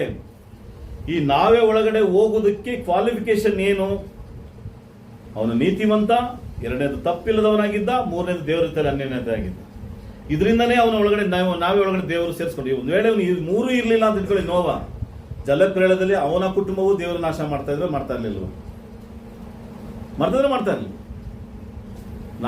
ನೋವ ಏನು ಸ್ಪೆಷಲ್ ಗೈನಾ? ಇಲ್ಲ. ದೇವರ ದೃಷ್ಟಿಯಲ್ಲಿ ಎಲ್ಲ ಮನುಷ್ಯರು ಎಲ್ಲರೂ ಸಮಾನವಾಗಿ ದೇವರು ನೋಡ್ತಾನೆ. ಯಾರು ನೀತಿವಂತ ಅವನನ್ನ ದೇವರು ಕಾಪಾಡೋದು. ಅಬ್ರಾಮ ನೀತಿವಂತನಾಗಿರೋದ್ರಿಂದ ದೇವರು ಅಬ್ರಾಮನನ್ನ ಕರೀತಾನೆ. ಇಲ್ಲಿ ನೋವನ ವಿಷಯದಲ್ಲಿ ಬಂದಾಗ ನೋವನು ಸಕಲ ಪಾಪಗಳ ತುಂಬಿದಂತ ಸಂದರ್ಭದಲ್ಲಿ ಅವನು ಪಾಪ ಮಾಡಲಿಲ್ಲ. ಅವನು ನಾವೇ ಎಂಬಂತ ಆ ರಕ್ಷಣೆಯ ಸ್ಥಳದಲ್ಲಿ ಅವನಿದ್ದ. ಹಾಗಾದ್ರೆ ಯೇಸು ಕ್ರಿಸ್ತನ ಮೂಲಕ ರಕ್ಷಣೆ ಹೊಂದಿರುವಂತ ನಾವು ಯಾವ ರೀತಿಯಲ್ಲಿ ಇದ್ದೀವಿ? ಹೇಗಂದ್ರೆ ಇವತ್ತು ಸಭೆಯಲ್ಲಿದ್ದೀವಾ? ಸಭೆಯಲ್ಲಿದ್ದೀವಿ ಅಂದ್ರೆ ನನಗೆ ಈ ಮೂರು ವಿಷಯಗಳಿದೆಯಾ? ದೇವರ ನೀತಿವಂತರಾಗಿ ನಾವು ದೇವರ ಮುಂದೆ ಕಾಣಿಸ್ಕೊತಿದ್ದೀವಿ ಪ್ರತಿದಿನ? ತಪ್ಪಿಲ್ಲದಾಗಿದ್ದೇವಾ? ದೇವರ ಜೊತೆಯಲ್ಲಿ ಅನ್ಯೋನ್ಯತೆಯಾಗಿದ್ದೇವ? ಈ ಮೂರು ಕ್ವಾಲಿಫಿಕೇಶನ್ನೇ ನಾವೇ ಒಳಗಡೆ ಹೋಗೋದಕ್ಕೆ ಕಾರಣ. ನೀತಿಮಾನ ಎಂದಾರ ಎಂದ ಪಾವங்களை செய்யலன்னு சொல்லப்படுது. தேவன் கூட அந்யோன்யமா இருந்தாட்டு 3 வார்த்தைகள் சொல்லப்படுது. ஆதியாகமம் 6ஆம் அதிகாரம் 9ஆம் வசனம். அந்த மூணு காரியம் இருக்கிறதுனால தான் நோவா வந்துட்டு பேழைக்குள்ள போனான்னு வேத வசனம் சொல்லும். அவனும் அவன் குடும்பம் 8 பேர் போனாங்க. பேழை என்றது சபைக்கு ஒப்பிட்டு பேசின ஒரு மறைமுகமான வார்த்தை. சபைக்குள்ள இருக்கிறேன்னு சொல்றது மட்டுமல்ல, சபைக்குள்ள இருக்கிற நான் நீதிமானா இருக்கிறேன்னா, சபைக்குள்ள இருக்கிற நான் தவறு இல்லாத இருக்கிறேன்னா, சபைக்குள்ள இருக்கிறவனா ನಾನು ದೇವನ್ ಕೂಡ ನಿರಂತರமா ಅನ್ಯೋನ್ಯமா இருக்கிறேன்னா, ಸಭೆಯಲ್ಲಿದ್ದೀನಿ ಅಂತ ಹೇಳ್ಕೊಳ್ಳೋದು ದೊಡ್ಡ ವಿಷಯ ಅಲ್ಲ. ನಾನೇನು ಸಭೆಯಲ್ಲಿದ್ದೀನಿ? ನಾನು ಭಾರತೀಯನೇ, ನಾನು ಕನ್ನಡಿಗನೇ, ನಾನು ನಮ್ಮ ಅಪ್ಪನಿಗೆ ಮಗನೇ, ನಾನು ನಮ್ಮ ಮಗುಗೆ ತಂದೆನೇ. ದೇವರ ಸಭೆಯಲ್ಲಿ ನಾನು ನಿಜವಾಗಲೂ ರೊಟ್ಟಿ ಮುರಿಯೋದಕ್ಕೆ, ಅದಕ್ಕೆ ಪೌಲನ್ನು ಕೊರಿಂಥದವರಿಗೆ ಬರೆಯುವಾಗ ಅಯೋಗ್ಯವಾಗಿ ಯಾರು ರೊಟ್ಟಿಗೆ ಪಾತ್ರಧಾರಿಗಳು ಹಾಕಬೇಡಿ ಅಂತ ಹೇಳ್ತಾರೆ. ಯಾಕಂದ್ರೆ ದೇವರು ಲೆಕ್ಕ ಕೊಡಬೇಕಾಗಿ ಬರ್ತದೆ. ನಾನು ದೀಕ್ಷಾಸ್ನಾನ ಒಂದು ಆಯ್ತು ಬರದ 25 ವರ್ಷ 30 ವರ್ಷ ನಂತರ ಹೇಗಿದ್ದೀರಿ? ನಿಮ್ಮ ಬೆಳವಣಿಗೆ ಏನಿದೆ ಆತ್ಮಿಕದಲ್ಲಿ? ಬೋಧಕರಾದಂಥ ಸ್ಥಾನವನ್ನು ಹೊಂದ್ಬಿಟ್ರ? ದೇವರ ವಾಕ್ಯಗಳಿಗೆ ಅನುಗುಣವಾಗಿದೆಯಾ? ಅಬ್ರಾಮ ಯಾರು? ಈಸಾಕ ಯಾರು? ಮೋಶೆ ಯಾರನ್ನ ಕರ್ತಂದ? ಅಪೋಸ್ತಲ ಪ್ರವಾದಿಗಳ ವಿಶೇಷ ಕಾರ್ಯಗಳೇನು? ಸಭೆ ಅಂದ್ರೆ ಏನು? ಸಭೆಯಲ್ಲಿರುವಂತಹ ನ್ಯೂನತೆಗಳೇನು? ನಮ್ಮ ಬದುಕಿನ ನ್ಯೂನತೆಗಳೇನು? ನಾವು ಅದನ್ನ ಹೋಲಿಸಿ ನಮ್ಮ ಬದುಕನ್ನ ನೋಡಬೇಕಾಗಿದೆ ಪ್ರಿಯರೇ. ಇನ್ನೂ ನಾನು ದೇವರ ವಾಕ್ಯದಲ್ಲಿ ನಾನು ಸರಿಯಾಗ್ತಿಲ್ಲ ಅಂದ್ರೆ ನೋಡಿ, ಇಲ್ಲಿರೋ ಈ ಒಂದು ಚೇರಲ್ಲಿ ಕೂರ್ಬೇಕಾಗಿ ಬರ್ತದೆ. ನಾವು ಆ ಚೇರ್ಗೆ ನಾವು ಅರ್ಹತೆ ಇಲ್ಲ, ಈ ಚೇರ್ಗೂ ಅರ್ಹತೆ ಇಲ್ಲ, ಈ ಜಾಗಕ್ಕೂ ಅರ್ಹತೆ ಇಲ್ಲ. ಯಾಕಂದ್ರೆ ಇನ್ನೂ ನಾವು LKG ಮಕ್ಕಳು, ನಾವು ಇನ್ನೂ ಬಾಲಕರು, ಹಾಲು ಕುಡಿಯೋರು. ಹೇಳೋದು ಇವರು ಹಾಲು ಕುಡಿಯೋರಲ್ಲ, ಇವ್ರಿಗಿಂತಲೂ ಇನ್ನು ಪುಟ್ಟ ಮಗು. ಅದರ ಅರ್ಥ ಏನು? ಪುಟ್ಟ ಮಗು ಕೈಯಲ್ಲಿ ನೀವು ಒಂದು 500 ರೂಪಾಯಿ ನೋಟ್ ಕೊಟ್ರೆ ಏನ್ ಮಾಡ್ತದೆ? ಒಂದು ಮಗು ಕೈಲಿ 500 ರೂಪಾಯಿ ಕೊಡ್ತದೆ. ಪುಟ್ಟ ಮಗು ಇನ್ನು ಸ್ವಲ್ಪ ತಿಳುವಳಿಕೆ ಮಗುನೇ ಇಟ್ಕೊಳ್ಳವ. ನಾನು ಸಂಜೆ ಅಷ್ಟು ಮಗು ಏನ್ ಮಾಡ್ತದೆ? 500 ರೂಪಾಯಿ ಕೊಟ್ರೆ ಅದನ್ನ ಹೇಗೆ ಅದ್ರ ನೋಟ್ ಅಂತ ಗೊತ್ತದ, ಹೇಗೆ ಬಳಸ್ಬೇಕಂತ ಗೊತ್ತಿಲ್ಲ ಮಗುಗೆ. ಏನ್ ಮಾಡೋದು? ಒಂದು ಆಟ ಆಡ್ತಾ ಹಾಕ್ಬೋದು, ಇಲ್ಲಾಂದ್ರೆ ತಗೊಂಡೋಗಿ ತಂದೆ ತಾಯಿಗಳಿಗೆ ಕೊಡ್ಬೋದು ಅಷ್ಟೇ. ಹಾಗಾದ್ರೆ ದೇವರ ಆಶೀರ್ವಾದ ನಮಗೆ ಹೆಂಗ್ ಸಿಗುತ್ತೆ? ಮಕ್ಕಳಾಗಿದ್ರೆ ದೇವರ ಆಶೀರ್ವಾದವು ತಿಳುವಳಿಕೆ ಇರೋರಿಗೆ ಮಾತ್ರ ದೇವರು ಕೊಡ್ತಾನೆ. ಗಮನ ಇಡಿ. ಆದಾಮನನ್ನ ಅವಳನ್ನ ಮಗುವಾಗಿ ರೂಪಿಸಿ ದೇವರು ಉಂಟು ಮಾಡಿ ಭೂಮಿಯಲ್ಲಿ ಇಟ್ಟಾಗ ಆಶೀರ್ವಾದ ಇರಲಿಲ್ಲ. ಒಬ್ಬ ತಂದೆಯ ಸ್ಥಾನವನ್ನ ಇದ್ದಂತ ಒಬ್ಬ ಪುರುಷನಾಗಿ ಆದಾಮನನ್ನ ಉಂಟು ಮಾಡಿದ ದೇವರು. ಅವಳನ್ನ ಉಂಟು ಮಾಡಿದಾಗ ಒಂದು ಪುಟ್ಟ ಮಗುವಾಗಿ, ಹೇಗೆ ಮಗು ಜನ್ಮ ತಳಿ ನಾವೆಲ್ಲ ಬಂದು ಆ ರೀತಿಯಲ್ಲಿ ಅವಳ ಆದಾಮ ಬರಲಿಲ್ಲ. ಇಬ್ರು ತಂದೆ ತಾಯಿ ಸ್ಥಾನವನ್ನ, ಗಂಡ ಹೆಂಡತಿ ಸ್ಥಾನವನ್ನು ಒಂದು ವಯಸ್ಸಿಗೆ ತಂದ್ರು. ಅದಕ್ಕೆ ಹೇಳ್ತಾನೆ ಆದಿಕಾಂಡ 2ನೇ ಅಧ್ಯಾಯದಲ್ಲಿ ಇವರಿಬ್ರು ಒಂದೇ ಸೇರಿ, ಅಂದ್ರೆ ಸೃಷ್ಟಿಯ ಮೊದಲನೆಯಲ್ಲೇ ಅವರು ಆ ಏಜ್ ಅಲ್ಲಿ ಬಂದ್ರು. ಅದಕ್ಕೆ ಆ ಏಜ್ಗೆ ಏನ್ ಕೊಟ್ಟ ದೇವರು? ಆಶೀರ್ವಾದವನ್ನ, ನಾಯಕತ್ವನ, ದೊರೆತನವನ್ನ ಕೊಟ್ಟ. ಈಗ ಅದೇ ತರ ಅಬ್ರಹಾಮನಿಗೂ ಸಹ ದೇವರು ನಾಯಕತ್ವವನ್ನು ಕೊಡ್ತಿದ್ದಾನೆ, ಆಶೀರ್ವಾದವನ್ನು ಕೊಡ್ತಿದ್ದಾನೆ. ಯಾವಾಗ? ತಿಳುವಳಿಕೆ ಇದ್ದಾಗ. ನೋಡು, ನಿಮ್ಮ ಅಪ್ಪನ ಮನೆ ಬಿಟ್ಟು ಬಾ, ನಿನ್ನ ಆಸ್ತಿನ ಬಿಟ್ಟು ಬಾ, ನಿನ್ನ ಬಂಧು ಬಳಗ ಬಿಟ್ಟು ಬಾ ಅಂದ್ರೆ ಬಂದ, ಹೊರಗಡೆ ಬಂದ. ಇವತ್ತವರೆಗೂ ಅಪೊಸ್ತಲರ ಕೃತ್ಯಗಳು 3ನೇ ಅಧ್ಯಾಯದಲ್ಲಿ ಅಬ್ರಹಾಮನ ಬಗ್ಗೆ ಪ್ರಬೋಧಿಸ್ತದೆ. ಇವತ್ತು ಇಲ್ಲಿ ಸಹ ಹೇಳ್ತಾ ಇದ್ದೀನಿ. ಈಗ ಸಭೆ ಒಳಗಡೆ ನನಗೆ ಎಫೆಸದವರಿಗೆ ಬರೆದ ಪತ್ರಿಕೆ 1ನೇ ಅಧ್ಯಾಯ 3ನೇ ವಾಕ್ಯದಲ್ಲಿ ಕ್ರಿಸ್ತನಲ್ಲಿರುವಂತಹ ಆತ್ಮಿಕದ ಎಲ್ಲಾ ವರಗಳನ್ನ ಕ್ರಿಸ್ತನ ಮೂಲಕ ಕೊಟ್ಟಿದ್ದಾನೆ ಅಂದಮೇಲೆ, ಇವತ್ತು ಆ ವರಗಳಲ್ಲಿ ಒಂದು ವರ ನನ್ನ ಹತ್ರ ಇದೆಯಾ? ಒಂದು ಬ್ಲೆಸ್ಸಿಂಗ್ ನನ್ನ ಹತ್ರ ಇದೆಯಾ? ನಾವೇನ್ ತಿಳ್ಕೊಂಡಿದೀವಿ ಅಂದ್ರೆ ಬ್ಲೆಸ್ಸಿಂಗ್ ಅಂದ್ರೆ ಕ್ರಿಸ್ತನಲ್ಲಿ ಪ್ರೇರೆ, ಆ ಒಂದು ಮನಸ್ಥಿತಿ ತೆಗೆದಾಕಿ ದೇವರ ಭೂಮಿಯಲ್ಲಿ ಬದುಕುವವರಿಗೂ ನಮ್ಗೆ ಏನ್ ಕೊಡಬೇಕು ಅದು ಕೊಟ್ಟಿದ್ದಾನೆ. ಒಬ್ಬ ಸ್ವಂತ ಮನೆಯಲ್ಲಿದ್ರು, ಒಬ್ಬ ಬಾಡಿಗೆ ಮೇಲಿದ್ರೆ ಅದು ಅವನ ಪರಿಸ್ಥಿತಿ, ಅವನಿಗೆ ಕೊಟ್ಟಂತ ಆಶೀರ್ವಾದ. ಒಬ್ಬ ವಿದ್ಯಾವಂತ, ಒಬ್ಬ ಅವಿದ್ಯಾವಂತ, ಒಬ್ಬನಿಗೆ ಇದೆ, ಒಬ್ಬನಿಗೆ ಇಲ್ಲ. ಆದ್ರೆ ಯಾರಿಗೂ ಸಹ ದೇವರು ಕೈ ಬಿಡುವುದಿಲ್ಲ ಸಭೆ ಒಳಗಡೆ. ಆ ದೇವರು ನನಗೆ ಕೊಡುವಂತ ಕಾರ್ಯ ಏನಂದ್ರೆ, ಅಬ್ರಹಾಮನ ಮೂಲಕ ಆತ್ಮಿಕ ಆಶೀರ್ವಾದ ಏನಂದ್ರೆ, ಪರಲೋಕದ ವರ ಬೇಕು ನನಗೆ, ಪರಲೋಕದ ಬ್ಲೆಸ್ಸಿಂಗ್ ಬೇಕು. ಎಲ್ಲಾ ಶ್ರೀಮಂತರಲ್ಲ, ಸಭೆಯಲ್ಲಿರೋದು ಎಲ್ಲಾ ಶ್ರೀಮಂತರಲ್ಲ ದೇವರಿಂದ ಆಶೀರ್ವಾದ ಹೊಂದಿದ್ದಾರೆ. ಅಂದ್ರೆ ಲೋಕದಲ್ಲಿ ಸಭೆಯಲ್ಲಿರೋದು ಶ್ರೀಮಂತರಿಗಿಂತ ಶ್ರೀಮಂತ ಇದ್ದಾನೆ, ಹಂಗಾದ್ರೆ ಅವನ್ನ ಆಶ್ರಯಿಸಿದ್ದಾರೆ ದೇವರು. ನಾವೇನ್ ತಿಳ್ಕೊಳ್ತೀವಿ ಅಂದ್ರೆ, ನಮ್ಮ ಬಡತನ, ನಮ್ಮ ಹಸಿವು, ನಮ್ಮ ನೋವು, ನಮ್ಮ ಕಷ್ಟವನ್ನ ನೋಡ್ಕೊಂಡು ಬ್ರದರ್ ಅವ್ರಿಗೆಲ್ಲ ಬ್ಲೆಸ್ಸಿಂಗ್ ಇದೆ, ನಮ್ಗೆ ಬ್ಲೆಸ್ಸಿಂಗ್ ಇಲ್ಲ ಅಂತ ತಿಳ್ಕೊಂಡು, ಇದು ಲೌಕಿಕವಾದಂತ ಮನುಷ್ಯರ ಮಾತು. ನಮ್ಗೆ ಆ ಬ್ಲೆಸ್ಸಿಂಗ್ ಅಲ್ಲ. ನಮ್ಗೆ ಹೇಳಕ್ ಹೋದ್ರೆ ಆ ಮನುಷ್ಯನಿಗಿಂತ ಅಂಬಾನಿ ಇನ್ನು ದೊಡ್ಡ ಶ್ರೀಮಂತ, ನಮ್ಮ ಭಾರತ ದೇಶದ ಶ್ರೀಮಂತರಲ್ಲಿ ಒಬ್ಬ ಅವನು. ಎಲ್ಲ ಸಿನಿಮಾ ನಟರು ಕೋಟಿಗಟ್ಟಲೆ ಟ್ಯಾಕ್ಸ್ ಕಟ್ತಾರೆ, ಅವರೆಲ್ಲ ನೀತಿವಂತರ? ಪಾಪದಲ್ಲಿರುವಂತ ಎಷ್ಟೋ ಒಂದು ಅನೇಕರು ಲಕ್ಷಾಂತರ ಕೋಟ್ಯಾಂತರ ರೂಪಾಯಿ ದೇವರಿಂದ ಪರಲೋಕದ ಆಶೀರ್ವಾದ ಬ್ಲೆಸ್ಸಿಂಗ್ ಪಡ್ಕೊಂಡಿದ್ದಾರೆ. ಇಲ್ಲ, ಆ ಮನೋಭಾವದಲ್ಲಿ ನೋಡುವಂತ ಪ್ರತಿ ಮನುಷ್ಯನು ಲೋಕದವನಾಗಿರ್ತಾನೆ. ನನಗೆ ಸಿಗುವಂತ ಆಶೀರ್ವಾದ ಏನಂದ್ರೆ, ವಿಧವೆ ಸ್ತ್ರೀಯಿಂದ ಆ ರೊಟ್ಟಿಯನ್ನು ಕೊಟ್ಟಂತ ಎಲಿಯನ ಸ್ಥಿತಿಯನ್ನು ಅರ್ಥ ಮಾಡಿಕೊಳ್ಳುವಂತ ಪರಿಸ್ಥಿತಿ ನಮಗಿರಬೇಕು. ಸಾಲವನ್ನ ಮಾಡಿ ತನ್ನ ಗಂಡನನ್ನ ಕಳ್ಕೊಂಡಂತ ತಾಯಿ, ತನ್ನ ಹೆಂಡತಿ, ತನ್ನ ಮಕ್ಕಳನ್ನ ಕಾಪಾಡೋಕ್ಕೋಸ್ಕರ ಬಂದಾಗ ಅವಳಲ್ಲಿದ್ದಂತ ಎಣ್ಣೆಯ ಮೂಲಕ ಕಾಪಾಡಿದಂತ ಆ ಮನಸ್ಥಿತಿಯನ್ನು ಅರ್ಥ ಮಾಡ್ಕೋಬೇಕು ನಾವು. ಈ ಬಡತನ, ಈ ಹಸಿವು, ಈ ಕಷ್ಟವನ್ನ ನೋಡ್ಕೊಂಡು ದೇವ್ರು ನಮ್ಮನ್ನ ಬ್ಲೆಸ್ ಮಾಡಿಲ್ಲ, ನಮಗೆ ಸಿಕ್ಕಿಲ್ಲ, ನಾವು ದೇವರ ಮಕ್ಕಳಾಗಿಲ್ಲ, ಅಲ್ಲ. ಆ ಬ್ಲೆಸ್ಸಿಂಗ್ ಅಲ್ಲ. ಈ ಬ್ಲೆಸ್ಸಿಂಗ್ ಬೇರೆ. ಅದು ಸಿಗುತ್ತೆ, ಸಿಗದೆ ಇರ್ಬೋದು. ನನ್ನ ಜೀವನ ಪೂರ್ತಿ ಬಾಡಿಗೆ ಮನೆಯಲ್ಲೇ ಕಲಿಬಹುದು, ಅವ್ರ ಜೀವನ ಪೂರ್ತಿ ಸ್ವಂತ ಮನೆಯಲ್ಲಿ ಕಲಿಬಹುದು. ಅದು ಈ ಲೋಕದಲ್ಲಿ ಸಂಬಂಧಪಟ್ಟಿದೆ. ಪರಲೋಕದ ವರವನ್ನ, ಪರಲೋಕದ ಬ್ಲೆಸ್ಸಿಂಗ್ ಅನ್ನ ಪಡ್ಕೊಂಡಿದ್ದೀವಿ ಪ್ರಿಯರೇ ನಾವು. ಸರಿ, ದೇವ್ರು ಕೊಟ್ಟಿದ್ದಾನಲ್ವಾ? ಕೊಟ್ಟಿದ್ದಾನ, ಕೊಡ್ತಾ ಇದ್ದಾನ ಮತ್ತೆ ಕೇಳ್ತೀನಿ. ಕೊಟ್ಟಾಯ್ತು, ಪಡ್ಕೊಂಡಿದೀವಾ ಇಲ್ವಾ? ಇದು ನಮ್ಗೆ ಸೇರಿದ್ದು. ಇವತ್ತರೆಗೂ ನಾವು ಪಡ್ಕೊಂಡಿಲ್ಲ. ಯಾಕಂದ್ರೆ ನಾನು ಇನ್ನೂ ಏನಿಲ್ಲ, ಈ ಮಕ್ಕಳ ಕೈಯಲ್ಲಿ ಕೊಡುವಂತ ರೀತಿಯಲ್ಲಿ ಒಂದು 500 ರೂಪಾಯಿ ನೋಟ್ ಕೊಡೋದಕ್ಕೆ ಸಾಧ್ಯ ಇಲ್ಲ ತಂದೆ ತಾಯಿಗಳು. ಈ ಮಕ್ಕಳ ಕೈಯಲ್ಲೇ ಆ ಒಂದು ನೋಟಿನ ವ್ಯಾಲ್ಯೂ ಗೊತ್ತಿಲ್ಲ. ಅದೇ ತರ ನಾವಿದ್ದೀವಿ ಅಂತಾನೆ ಈ ಪ್ರಿಯ ಬರಹಗಾರ ಇಲ್ಲಿ ಹೇಳ್ತದೆ. ಪ್ರಿಯ ಮೂಲ ಪಾಠವನ್ನ ಕಲಿಯುವಂತ ರೀತಿಯಲ್ಲಿ ಇದ್ದೀವಿ. ಈ ಮೂಲ ಪಾಠ ಅಂದ್ರೆ ಏನು? ಗಲಾತ್ಯದವರಿಗೆ ಬರೆದ ಪತ್ರಿಕೆಯಲ್ಲಿ ಇರ್ತದೆ, ಫಲಗಳ ಎಷ್ಟೆಷ್ಟೆಲ್ಲ ಇದೆ, 7-9 ಫಲಗಳನ್ನು. ಆ ಫಲಗಳನ್ನು ಹೋಲಿಸಿ ನೋಡಿ. ಮೂಲ ಪಾಠ ಅದೇನೆ. 1 ಕೊರಿಂಥ 13ನೇ ಅಧ್ಯಾಯ ನೋಡಿ, ಮೂಲ ಪಾಠ ಅದೇನೆ. ಎಲ್ಲವನ್ನ ಅಡಗಿಸಿಕೊಳ್ಳುತ್ತದೆ, ಎಲ್ಲವನ್ನ ಸಹಿಸಿಕೊಳ್ಳುತ್ತದೆ, ಎಲ್ಲವನ್ನ ನಂಬುತ್ತೆ. ಯಾವುದು? ಪ್ರೀತಿ. ಈ ಪ್ರೀತಿ ಅನ್ನೋದೇ ನಮ್ಮಲ್ಲಿ ಇಲ್ಲ ಅಂದ್ರೆ ಮೂಲ ಪಾಠನೇ ಗೊತ್ತಿಲ್ಲ ಅಂತ ಅರ್ಥ. ಇನ್ನು ನಾನು ಹಾಲು ಕುಡಿಬೇಕು, ನೋಡಮ್ಮ ಪ್ರೀತಿ ಅಂದ್ರೆ ಏನು, ಇವ್ರ ಪಾಪ ಪ್ರೀತಿ ಅಂದ್ರೆ ಏನು ಅಂತಾನೆ ಗೊತ್ತಿಲ್ಲ ಮಕ್ಕಳಿಗೆ. ಈ ಮಕ್ಕಳಿಗೆ ನೋಡಮ್ಮ ನೀವು ಹೇಳ್ಕೊಡ್ಬೇಕು, ಒಂದು ಪೆನ್ಸಿಲ್ ಯಾರಾದ್ರೂ ಇಲ್ಲ, ಇನ್ನೊಂದು ಪೆನ್ಸಿಲ್ ಕೊಡಮ್ಮ ಅಂತ ಹೇಳ್ಕೊಡ್ಬೇಕು. ಅವಾಗ ಆ ಮಗು ಏನ್ ಮಾಡ್ತದೆ, ನಮ್ಮ ಡ್ಯಾಡಿ ಹೇಳಿದ್ರು, ನಮ್ಮ ಮಮ್ಮಿ ಹೇಳಿದ್ರು ಇನ್ನೊಂದು ಪೆನ್ಸಿಲ್ ಕೊಡ್ಬೇಕಂತ ಪಕ್ಕದಲ್ಲಿ ಸ್ನೇಹಿತರಿಗೆ ಪೆನ್ಸಿಲ್ ಕೊಡೋದ್ರಿಂದ ಕೊಡುವುದನ್ನ ಕಲಿತದೆ. ಆ ಒಂದು ಟಿಫನ್ ಕ್ಯಾರಿಂದ ಆ ಊಟವನ್ನ ಕೊಡೋದನ್ನ ಹೇಳ್ಕೊಟ್ರೆ ಆ ಊಟ ಕೊಡೋದ್ರಿಂದ ಕಲಿತದೆ. ನಾವು ಅದೇ ಮೂಲ ಪಾಠವನ್ನ ಕಲಿತಾ ಇದೀವಿ ಅಂದ್ರೆ ಕ್ರಿಸ್ತನ ಪ್ರಿಯರೇ, ನಮಗೆ ಬ್ಲೆಸ್ಸಿಂಗ್ ಎಲ್ಲಿಂದ ಬಂದಿದೆ? ನಾವೇ ತಿಳ್ಕೊಂಡಿದ್ದೇವೆ ಫಿಟ್ ಪರಲೋಕಕ್ಕೆ ದೇವರ ವರಗಳನ್ನ ಪಡ್ಕೊಂಡಿದೀವಿ, ಬ್ಲೆಸ್ಸಿಂಗ್ ಪಡ್ಕೊಂಡಿದೀವಿ ಅಂತ. ಆತ್ಮಿಕದ ವರಗಳನ್ನ ನಾವು ಪಡ್ಕೊಳ್ಳೋದಕ್ಕೆ ಸಾಧ್ಯವಿಲ್ಲ. ಯೇಸು ಕ್ರಿಸ್ತನು ತುಂಬಾ ಬೆಟ್ಟದ ಪ್ರಸಂಗದಲ್ಲಿ ಹೇಳಾಯ್ತು, ನಿನ್ನ ನೆರೆಯವನನ್ನ ನಿನ್ನಂತೆ ಪ್ರೀತಿಸು. ಮೊದಲನೇ ಕಾಲಂ ಅದೇನೆ. 2 613 ಕಟ್ಟಳೆಗಳನ್ನ 2 ಕಟ್ಟಳೆಗಳೊಳಗಡೆ ಸೇರಿಸ್ಬಿಟ್ಟ ದೇವರು ಯೇಸು ಕ್ರಿಸ್ತ. ಅದೇ ನಮಗೆ ಗೊತ್ತಿಲ್ಲ ಫಸ್ಟ್ ಆಫ್ ಆಲ್. ಅವಾಗ ನಾನು ಇನ್ನೂ ಮೂಲ ಪಾಠ ಕಲಿಬೇಕಾಗಿದೆ. ಬೆಟ್ಟದ ಪ್ರಸಂಗದ ಕಾರ್ಯಗಳೇನಿದೆ 3 ಅಧ್ಯಾಯದಲ್ಲಿ, ಒಂದೊಂದು ವಾಕ್ಯಗಳನ್ನು ನೋಡಿ, ಒಂದೊಂದು ವಾಕ್ಯಕ್ಕೆ ನಿಮ್ಮನ್ನು ಹೋಲಿಸಿ ನೋಡಿ. ಆ ವಾಕ್ಯಕ್ಕೆ ನಾನು ಇದ್ದೇನೆ ಅಂದ್ರೆ ಇಲ್ಲ. ಆ ವಾಕ್ಯದ ನಿಮಿತ್ತವಾಗಿ ನಾನು ದೂರ ಇದ್ದೀನಿ ಅಂದ್ರೆ ನನಗೆ ಆತ್ಮಿಕದ ಹೊರಗಡೆ ನಾನು ಇನ್ನೂ ಪಡ್ಕೊಂಡಿಲ್ಲ ಅಂತ ಅರ್ಥ. ನಮಗೆ ನಿತ್ಯ ಜೀವದ ಫಲ ಸಿಗೋದಿಲ್ಲ. ನಾವೇ ಒಳಗಡೆ ಹೋಗ್ಬೇಕು ಅಂದ್ರೆ 3 ಕಾರ್ಯಗಳನ್ನ ನೋವನಲ್ಲಿತ್ತು. ಒಂದು ನೀತಿವಂತ, ಎರಡನೇದು ತಪ್ಪಿಲ್ಲ, ಮೂರನೇದು ದೇವರ ಅನನ್ಯತೆ.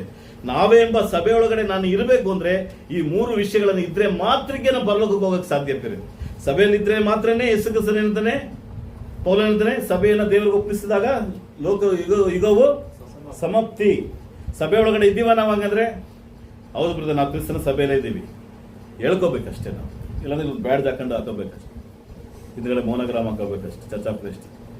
ಕ್ರಿಸ್ತನ ಪ್ರಿಯರೇ, ನಾವು ಇನ್ನೂ ಹಾಲು ಕುಡಿಯುವರಾಗಿದ್ರೆ ನನಗೆ ಇನ್ನೂ ಬೇಸೆ ಗೊತ್ತಿಲ್ಲ ಅಂತ ಅರ್ಥ. ನಮ್ಮಲ್ಲಿರುವಂತಹ ನ್ಯೂನತೆಗಳನ್ನ ಸರಿ ಮಾಡ್ಕೋಬೇಕಾಗಿದೆ. ದೇವರ ವಾಕ್ಯ 13ನೇ ವಾಕ್ಯ ಅಂತ ಹೇಳ್ತಾನೆ. 13ನೇ ವಾಕ್ಯ 1 ಕೊರಿಂಥ 5ನೇ ಇಬ್ರಿಯದವರಿಗೆ ಬರೆದ ಪತ್ರಿಕೆ 5:13ನೇ ವಾಕ್ಯ.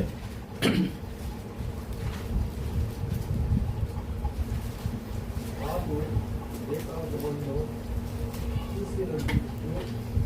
ನೀತಿ ವಾಕ್ಯದಲ್ಲಿ ಅನುಭವಿಸುವವನಾಗಿದ್ದಾನೆ. ಹಾಲು ಬೇಕಾದವನು ಕೂಸಿನಂತಿದ್ದು ಅದು ಗೋವಿಂದನಾಗಿದ್ದಾನೆ. ಇಷ್ಟೇ. ಹಾಲು ಕುಡಿಯೋನಿಗೆ ನೀತಿ ಅಂದ್ರೇನೆ ಗೊತ್ತಿಲ್ಲ. ಅವನಿಗೆ ನೀತಿ ಅಂದ್ರೆ ಏನ್ರಿ ಅಂತ ಪ್ರಶ್ನೆ ಕೇಳಬೇಡಿ. ಗ್ರೇಸ್ನೆಸ್ಸೇ ಗೊತ್ತಿಲ್ಲ ನಮಗೆ. ಹೇಳ್ತಾ ನೋಡಿ ಇಬ್ರಿಯ ಬರಹಗಾರ, ಹಾಲು ಬೇಕಾದವನು ಕೂಸಿನಂತಿದ್ದು ನೀತಿಯ ವಾಕ್ಯವನ್ನ, ನೀತಿ ಪಾಠನೇ ಗೊತ್ತಿಲ್ಲ ಅವನಿಗೆ. ಸಡನ್ ಆಗಿ ಕೋಪ ಬರ್ತದೆ, ಸಡನ್ ಆಗಿ ಬಿಟ್ಟು ಹೋಗ್ತೇವೆ. ಎಲ್ಲಿಂದ ಬರ್ತದೆ ಇವೆಲ್ಲ? ನೀತಿ ಪಾಠ ಗೊತ್ತಿಲ್ಲ ನಮಗೆ. ನೀತಿಯ ವಾಕ್ಯದಲ್ಲಿ ಅವನೇನಾಗಿದೆ, ಅನುಭವವಿಲ್ಲ ಅವನಿಗೆ. ನಮ್ಗೆ ಅನುಭವ ಇದೆ ಬ್ರದರ್. ಈ ಕ್ಯಾರೆಕ್ಟರ್ ಅಲ್ಲಿ ಹೊರಗಡೆ ಕರ್ಕೊಂಬನ್ನಿ, ಲೋಕದೊಳಗಡೆ ಕರ್ಕೊಂಬನ್ನಿ, ಸಭೆಯಿಂದ ಹೊರಗಡೆ ಬರಲಿ. ಲೋಕದ ಜ್ಞಾನವನ್ನ 100ಕ್ಕೆ 100 ಭಾಗ ಚಾಲೆಂಜ್ ಮಾಡೋಷ್ಟು ಸಭೆಯಲ್ಲಿ ಇರ್ತಾರೆ. ಎಲ್ಲದರಲ್ಲೂ ಒಂದು ಮ್ಯಾಕ್ಸ್ ಕೊಟ್ರೆ ಮ್ಯಾಕ್ಸ್ ಅನ್ನ ಮಲ್ಟಿಪ್ಲೈ ಮಾಡಿ, ಡಿವೈಡ್ ಮಾಡಿ, ಕಳೆದು ಕೂಡಿ ಎಲ್ಲ ಸೇರಿ ಮಾಡೋದಕ್ಕೆ ಜ್ಞಾನ ಹೊಂದಿದ್ದೀರಿ. ಒಂದು ಸೈನ್ಸ್ ಕೊಟ್ರೆ ಅದರ ತಕ್ಕಂಗೆ ಬರೀತೀರಿ. ಚರಿತ್ರೆಗಳನ್ನು ಹೇಳಿದ್ರೆ ಬರೀತೀರಿ. ಕ್ರಿಸ್ತ ಪೂರ್ವ, ಕ್ರಿಸ್ತ ಸಕ, ಇತಿಹಾಸಗಳು ಹೇಳ್ತೀರಿ. ನಾಲ್ವಡಿ ಕೃಷ್ಣರಾಜ ಒಡೆಯರ್ ಎಷ್ಟನೇ ಅವರು ಅಂತ ಹೇಳಿದ್ರೆ ಹೇಳ್ತೀರಿ. 24ನೇ ರಾಜ್ಯ ನಮ್ಮ ಮೈಸೂರು ಒಡೆಯರಲ್ಲಿ, ಅವರ ಕಾಲದಲ್ಲೇ ಅವ್ರ ತಾಯಿ ಹೆಸರು ವಾಣಿ, ಎಲ್ಲ ಹೇಳ್ತೀವಿ. ಎಲ್ಲ ಚರಿತ್ರೆಗಳು ಹೇಳ್ತೀವಿ. ಎಷ್ಟು ಸಾರಿ ದಂಡೆ ಎತ್ತು ಬಂದ. ಆ ಕಡೆ ಹೊರಗಡೆ ಹೋದಾಗ ಆ ಜ್ಞಾನಕ್ಕಿಂತ, ಆ ನೀತಿ ಪಾಠಕ್ಕಿಂತ ಈ ನೀತಿ ಪಾಠವನ್ನ, ಈ ಜ್ಞಾನವನ್ನ ಪಡ್ಕೊಳ್ಳೋದಕ್ಕೆ ಕಾರಣ ಇಲ್ಲ ಅನ್ನೋದೇನು ಗೊತ್ತಾ? ನನ್ನ ಬೆಳವಣಿಗೆ ಇಲ್ಲ ಅಂತ ಅರ್ಥ. ನಾವು ಇನ್ನೂ ಸಹ ಮಕ್ಕಳೇ. ಹಾಲು ಕುಡಿಯುವಂತ, ಹಾಡು ಕುಡಿಯಬೇಕಾದವನು ಕೂಸಿನಂತಿದ್ದಾನೆ ಅಷ್ಟೇನೆ.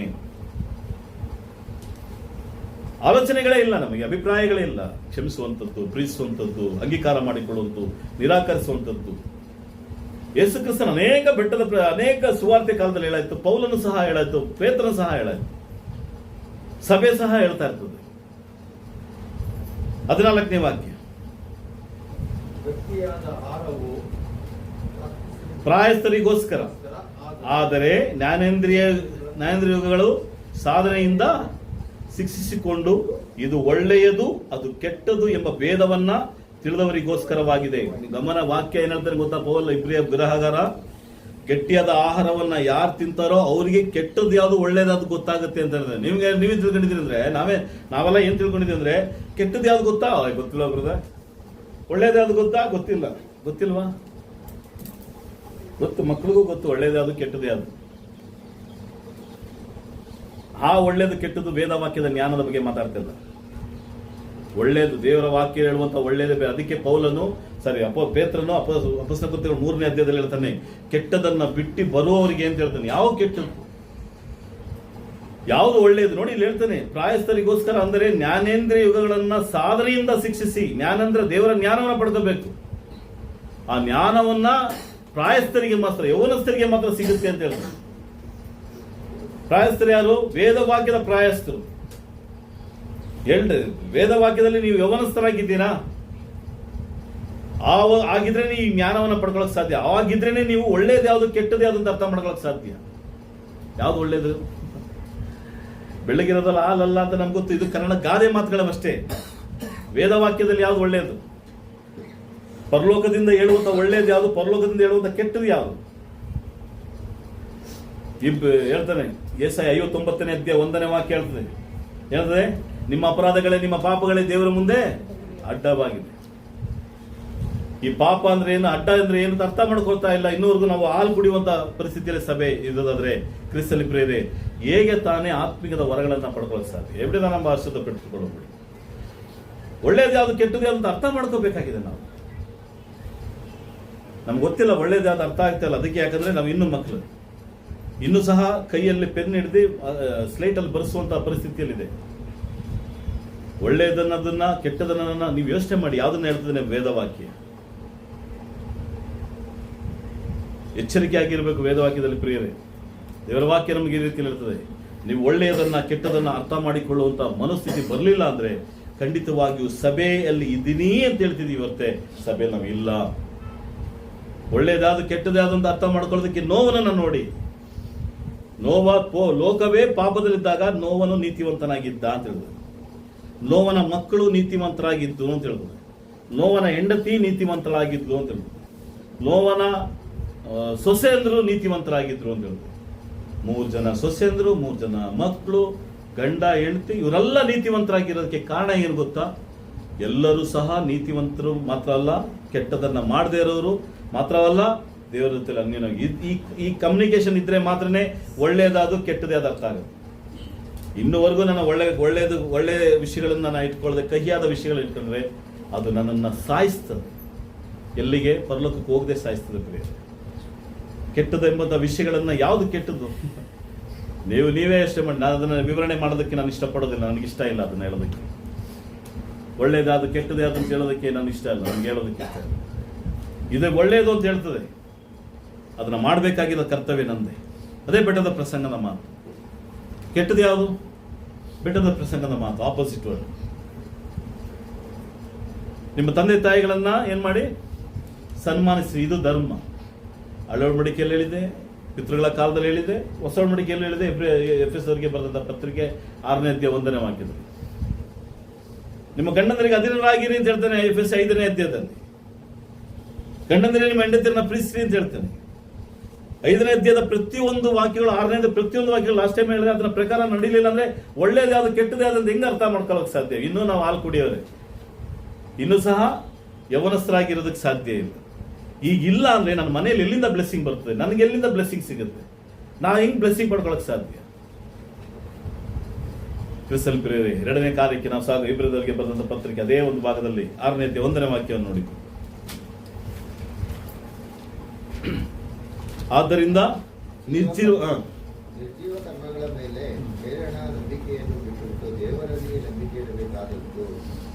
ಹೇಳ್ತಾನೆ ಇಲ್ಲಿ, ನಿರ್ಜೀವ ಕರ್ಮಗಳ ಮೇಲೆ ಏನ್ ಮಾಡಬೇಡಿ, ನಂಬಿಕೆಯನ್ನ ಬಿಟ್ಟು ದೇವರಲ್ಲಿಯೇ ಏನ್ ಮಾಡಿ ನಂಬಿಕೆ ಇಡಿ. ನಿರ್ಜೀವ ಕರ್ಮ, ಅದ್ರ ಮೇಲೆ ಮನಸ್ಸನ್ನ ಬಿಡಿ. ಆ ನಿರ್ಜೀವವಾದ ಎಲ್ಲ ಕಳೆದು ಹೋಗುವಂತ ವಿಷಯದ ಮೇಲೆ ನಂಬಿಕೆ ಏನಿಡೋದು ಬಿಟ್ಬಿಡಿ, ದೇವರ ಮೇಲೆ ನಂಬಿಕೆ ಇಡಿ. ದೇವರ ಹಂಗಂದ್ರು ಬ್ರದರ್, ಈಗಂದ್ರು ಎಲ್ಲವನ್ನ ಬಿಡಿ ಅಂತ ಹೇಳ್ತಾನೆ ದೇವರ ವಾಕ್ಯ. ನಿರ್ಜೀವವಾಗಿರೋದು ಅದೆಲ್ಲ ನಶಿಸಿ ಹೋಗುವಂಥದ್ದು. ಈ ವಿಷಯಗಳಿದ್ರೆ ನಾವು ದೇವರ ಬಳಿಗೆ ಹೋಗಕ್ಕೆ ಆಗಲ್ಲ ಪ್ರಿಯರೇ. ಯಾವ ಕಾರಣಕ್ಕೂ ದೇವರ ಹತ್ರ ಹೋಗಲ್ಲ. 6ನೇ ಅಧ್ಯಾಯ ತಮಿಳಲ್ಲಿ ಯಾರಾದ್ರು ಓದಿದ್ರೆ ಪರವಾಗಿಲ್ಲ. 6ನೇ ಅಧ್ಯಾಯ 1ನೇ ವಾಕ್ಯ ತಮಿಳು ತುಂಬಾ ಚೆನ್ನಾಗಿ ಹೇಳ್ತದೆ, ತುಂಬಾ ಕಠಿಣವಾಗಿ ಹೇಳುತ್ತೆ ತಮಿಳಲ್ಲಿ. ಇಲ್ಲಿ ನಿರ್ಜೀವ ಕರ್ಮ ಏನ್ ನಿರ್ಜೀವ ಕರ್ಮ ಅಂತ ಅದನ್ನ ಡಿಕ್ಷನರಿಯಲ್ಲಿ ವಿವರಣೆ ನೋಡಿ. ನಿರ್ಜೀವವಾದದ್ದು ಸತ್ತು ಹೋಗುವಂತ ಕರ್ಮಗಳ ಬಗ್ಗೆ, ಸಜೀವವಾದ ಜೀವ ಉಳ್ಳದ್ದು ಸತ್ತು ಹೋಗುವಂತ ವಿಷಯದ ಮೇಲೆ ನೀವು ಮನಸ್ಸಿನ ನಂಬಿಕೆ ಇಡಬೇಡಿ. ನನ್ನ ಆಸ್ತಿ, ನನ್ನ ಅಂತಸ್ತು, ನನ್ನ ಓದು, ನನ್ನ ವಿದ್ಯೆ, ನನ್ನ ಹಣ, ನನ್ನ ಮಕ್ಕಳು, ನನ್ನ ಮೊಮ್ಮಕ್ಕಳು, ನನ್ನ ಹೆಂಡತಿ, ಇವೆಲ್ಲ ನಿರ್ಜೀವ ಬಿಟ್ಬಿಟ್ಟು ಹೋಯ್ತಾನೆ ಇರ್ಬೇಕು ಒಂದ್ ದಿವಸ. ಅವ್ರನ್ನೆಲ್ಲ ಯಾರನ್ನ ಹತ್ಕೊಳ್ಬೇಡಿ. ಅಬ್ರಾಮ ಯಾರನ್ನು ಹತ್ಕೊಳ್ಳಿಲ್ಲ, ತಂದೆನೂ ಹತ್ಕೊಳ್ಳಿಲ್ಲ, ತಂದೆ ಮನೆಯನ್ನು ಹತ್ಕೊಳ್ಳಿಲ್ಲ, ಬಂಧು ಬಳಗನ ಹತ್ಕೊಳ್ಳಿಲ್ಲ. ಅವನ್ ತನ್ನ ದೇವರ ವಾಕ್ಯವನ್ನು ಹತ್ಕೊಂಡ ಹೊರಗಡೆ ಬಂದ ಅವನ ಆಶೀರ್ವಾದ ನಿಧಿಯಾದ. ಈ ಒಂದು ಕಾನ್ಸೆಪ್ಟ್ ಅಲ್ಲಿ ನಿರ್ಜೀವವಾದ ಕರ್ಮಗಳ ಮೇಲೆ ನಂಬಿಕೆ ಇಡಬಾರದು. ಇಲ್ಲ ನನಗೆ ಐತೆ ಬರ್ತದೆ, ನಾನು ಅದನ್ನೇ ನಂಬೋದು, ನಂಬಿ ನಾವು ಅದರ ಮೇಲೆ ನಾನು ಡಿಫೆಂಡ್ ಆಗಿದ್ದೀನಿ ನಂಬಿ ಸಭೆ ಒಳಗಡೆ ಇದ್ದೀನಿ ಅಂತಿದ್ದೀರತ್ತೆ. ಇಲ್ಲ, ನೀವಷ್ಟೇ ನಿರ್ಜೀವ ಕರ್ಮಗಳ ಮೇಲೆ ಮನಸ್ಸಿಟ್ಟು ದೇವರ ಮೇಲೆ ನಂಬಿಕೆ ಬಿಟ್ಟು ಹೋಯ್ತದೆ. ಅದು ದೇವರಿದ್ದಾನೆ ಅಂತ ನಂಬಿ, ಯೇಸು ಕ್ರಿಸ್ತನ ಬರ್ತಾನೆ ಅಂತ ನಂಬಿ, ಯೇಸು ಕ್ರಿಸ್ತನ ಮೂಲಕ ನನಗೆ ಎಲ್ಲಾ ವರಗಳು ಸಿಕ್ಕಿದೆ ಅಂತ ನಂಬಿ. ಎಲ್ಲ ಇರುವವನಲ್ಲ ಶ್ರೀಮಂತನ, ಎಲ್ಲಾರು ನೀತಿವಂತರಲ್ಲ ಪ್ರೇರೆ. ಎಲ್ಲವನ್ನ ಇಲ್ಲದೆ ಸಂತೋಷವಾಗಿ ದೇವರಲ್ಲೇ ಆತುಕೊಂಡವನೇ ನೀತಿವಂತನಾಗಿರೋದಕ್ಕೆ ಸಾಧ್ಯ. ದೇವರ ವಾಕ್ಯ ನಮ್ಮನ್ನು ಪ್ರಬೋಧಿಸುವಂತ ಕಾರ್ಯದಲ್ಲಿದೆ ಪ್ರೇರೆ. ಪೂರ್ಣ ತಿಳುವಳಿಕೆಯನ್ನ ತಿಳ್ಕೊಳ್ಳುವವನೇ ಮಾತ್ರ ಸಾಧ್ಯ. ಈ 6ನೇ ವಾಕ್ಯವನ್ನು ಅರ್ಥ ಮಾಡ್ಕೋಬೇಕು ಅಂದ್ರೆ ನೀವು ಯೌವನಸ್ಥರಾಗಬೇಕು. 6ನೇ ವಾಕ್ಯ ಅರ್ಥ ಮಾಡ್ಕೋಬೇಕಂದ್ರೆ ನೀವು ಪಾಸ್ ಆಗ್ಬೇಕು ಸ್ಕೂಲ್. ಹಾಲು ಕುಡಿಯೋದಕ್ಕಿಂತ ಗಟ್ಟಿಯಾದ ಆಹಾರ ತಿಂದ್ರೆ ಮಾತ್ರ ಅರ್ಥ ಆಗುತ್ತೆ 6ನೇ, ಇಲ್ಲದ ಅರ್ಥ ಆಗಲ್ಲ. ನಾನು ಈ ನಿರ್ಜೀವ ಕರ್ಮ ಅಂತ ಹೇಳಿದಂತ ಸ್ಥಳದಲ್ಲಿ ನಿಮಗೆ ಕೋಪ ಬಂದ್ರೂ ಪರವಾಗಿಲ್ಲ, ದ್ವೇಷ ಬಂದ್ರೂ ಪರವಾಗಿಲ್ಲ, ಇಲ್ಲಿ ಹೀಗೇ ಇರಬೇಕು ನೀವು. ಆದ್ರೆ ಇಲ್ಲಿ ಗಟ್ಟಿಯಾದ ಆಹಾರ ತಿನ್ನೋದಕ್ಕೆ ನಮಗೆ ಸಾಧ್ಯ ಆಗ್ತಿಲ್ಲ. ಯಾಕಂದ್ರೆ ನಿರ್ಜೀವ ಕರ್ಮ ಮೇಲೆ ನಮ್ಮ ಮನಸ್ಸಿಟ್ಬಿಟ್ಟಿದ್ದೀವಿ. ನನಗೆ ಬರುವಂತ ಆದಾಯದ ಮೇಲೆ, ನನಗಿರುವಂತ ನಂಬಿಕೆ ಮೇಲೆ, ನನಗಿರುವಂತ ಆರೋಗ್ಯದ ಮೇಲೆ, ನನ್ನ ಸಂಬಂಧಪಟ್ಟಂತ ಜೀವಿತದ ಮೇಲೆ. ನಾನು ಒಬ್ಬರ ಮನೆಗೆ ಹೋಗಿದ್ದೆ. ವೆಲ್ ಸೆಟ್ಲ್ ಆಗ್ಬಿಟ್ಟಿದೀವಿ ಬ್ರದರ್ ನಾವೀಗ. ನನಗೆ ತಮ್ಮ ಅಂತ ಕರಿತಿದ್ರು. ವೆಲ್ ಸೆಟ್ಲ್ ಆಗ್ಬಿಟ್ಟಿದೀವಿ. ನನ್ನ ಮಗನಿಗೆ 2ನೇ ಮದುವೆ ಆದ್ರೂ ಸಹ ವೆಲ್ ಸೆಟ್ಲ್. ನಮ್ಗೆ ಏನು ಕೇಳಿದೆ ವೆಲ್ ಸೆಟ್ಲ್ ಅಂದ್ರೆ ಏನು ಅಂತ ತಿಳಿಯಲ್ಲ. ನನ್ನ ಮಗ ಒಂದು ಫ್ಲಾಟ್ ತಗೊಂಡವನೇ ಬೆಂಗಳೂರಲ್ಲಿ. ನಾನು 2ನೇ ಸೊಸೆ ರೈಲ್ವೆಯಲ್ಲಿ ಕೆಲಸ, ಟಿಕೆಟ್ ಕೊಡ್ತಿದ್ದಾರೆ, ಟಿಕೆಟ್ ಅಂತ ಇದ್ರ ಆಫೀಸಲ್ಲಿ ಕೆಲಸ ಮಾಡ್ತಾರೆ. ಏನೇನೋ ಅಂತ ಹೇಳುದು. ನಮ್ಗೆ ಸ್ವಂತ ಮನೆ ಇದೆ. ಇದು ಅವರ ದೃಷ್ಟಿಯಲ್ಲಿ ವೆಲ್ ಸೆಟ್ಲ್. ಇಬ್ಬರಿಗೂ ಗೌರ್ಮೆಂಟ್ ಬರೋದಿರುವಂಥ ಪೆನ್ಷನ್ಗಳಿದೆ, ಹೆಚ್ಚು ಕಡಿಮೆ 1 ಲಕ್ಷ ಹತ್ರ ಬರ್ತದೆ. ಇದು ವೆಲ್ ಸೆಟ್ಲ್.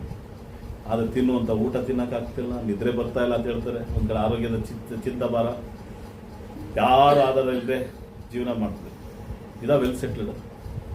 ಯಾರು ವೆಲ್ ಸೆಟ್ಲ್ಡ್? ನಿತ್ಯ ರಾಜ್ಯಕ್ಕೆ ಹೋಗುವಂತ ಸಭೆಯಲ್ಲಿ ಯಾರೆಲ್ಲ ನಿತ್ಯವಾಗಿದ್ದಾನೋ ಅವನೇ ವೆಲ್ ಸೆಟ್ಲ್ಡ್. ದೇವರ ವಾಕ್ಯದ ಪ್ರಕಾರ ಯಾರೆಲ್ಲ ನಡೀತಾ ಇದ್ದಾನೋ ಅವನೇ ವೆಲ್ ಸೆಟ್ಲ್ಡ್. ದೇವರ ಉಪದೇಶ ಮೇರೆಗೆ ಗಟ್ಟಿಯಾದ ಆಹಾರವನ್ನು ತಿಂದು ಜೀರ್ಣ ಮಾಡಿಕೊಳ್ಳಲು ಬೋಧಕಳಾಗಿದ್ದಾಳೋ ಅವರೇ ವೆಲ್ ಸೆಟ್ಲ್ಡ್. ಯಾರು ವೆಲ್ ಸೆಟ್ಲ್ಡ್ ಆಗೋಕ್ಕೆ ಸಾಧ್ಯ ಇಲ್ಲ ಪ್ರೇಮ್. ನಾವು ವೆಲ್ ಸೆಟ್ಲ್ಡ್ ಯೋಚನೆ ಮಾಡಿ. ಈಗಿದ್ರೇನೆ ನಮಗೆ ಪರಲೋಕದ ಆಶೀರ್ವಾದ. ಎಲ್ಲದನ್ನ 1 ಎಫೆಸ 1:3 ಆಶೀರ್ವಾದ ಸಿಗ್ಬೇಕು ಅಂದ್ರೆ ಇಲ್ಲಿ 3ನೇ ವಾಕ್ಯ ಧ್ಯಾನಿಸುವುದು. 6:3 ಮತ್ತು ದೇವರ ಚಿತ್ತವಾದರೆ ಹೀಗೆ ಸಾಗುತ್ತಾ ಹೋಗೋಣ. ಮೇಲೆ ಅನೇಕ ವಿಷಯ ಇದೆ, ಬೇಕಾದ್ರೆ ಅದನ್ನು ಓದಿಬಹುದು. ಸ್ಥಾನಾಸ್ತರ್ಪಣೆಗಳ ವಿಷಯವಾದಂತಹ ಉಪದೇಶ, ಸತ್ತವರಿಗೆ ಪುನರುತ್ಥಾನವು, ನಿತ್ಯವಾದಂತಹ ನ್ಯಾಯ ತೀರ್ಪು ಉಂಟೆಂಬುದನ್ನು ಪದೇ ಪದೇ ಅಸ್ಥಿವಾರವಾಗಿ ಹಾಕದೆ ಕ್ರಿಸ್ತನ ವಿಷಯವಾದಂತಹ ಪ್ರಥಮ ಬೋಧನೆಯನ್ನ ಕುರಿತು ಇನ್ನೂ ಮಾತಾಡದೆ ಹೇಳ್ತಾನೆ. ಬೇಸಿಕ್ ಸಬ್ಜೆಕ್ಟ್ ಅದನ್ನೇ, ಪ್ರೀತಿ, ಕ್ಷಮಿಸೋದು, ಸಭೆ. ಇನ್ನೆಷ್ಟಿದೆ ನಿಮ್ಗೆ ಸಭೆ ಬಗ್ಗೆ ಹೇಳ್ತಾ ಇರೋದು? ಒಂದೇ ಸಭೆ. ಯೇಸುಗೆ ಸಭೆಗೋಸ್ಕರ ರಕ್ಷಿಸಲು ಎಷ್ಟು ಸಾರಿ ನಿಮ್ಗೆ ಸಭೆ ಬಗ್ಗೆ ತಿಳಿಸೋದು? ಪ್ರೀತಿ ಅಂದ್ರೆ ಏನು, ತ್ಯಾಗ ಅಂದ್ರೆ ಏನು, ಇದೆಲ್ಲ ಮಕ್ಕಳು ಕಲ್ತಂತ ಆಯ್ತು.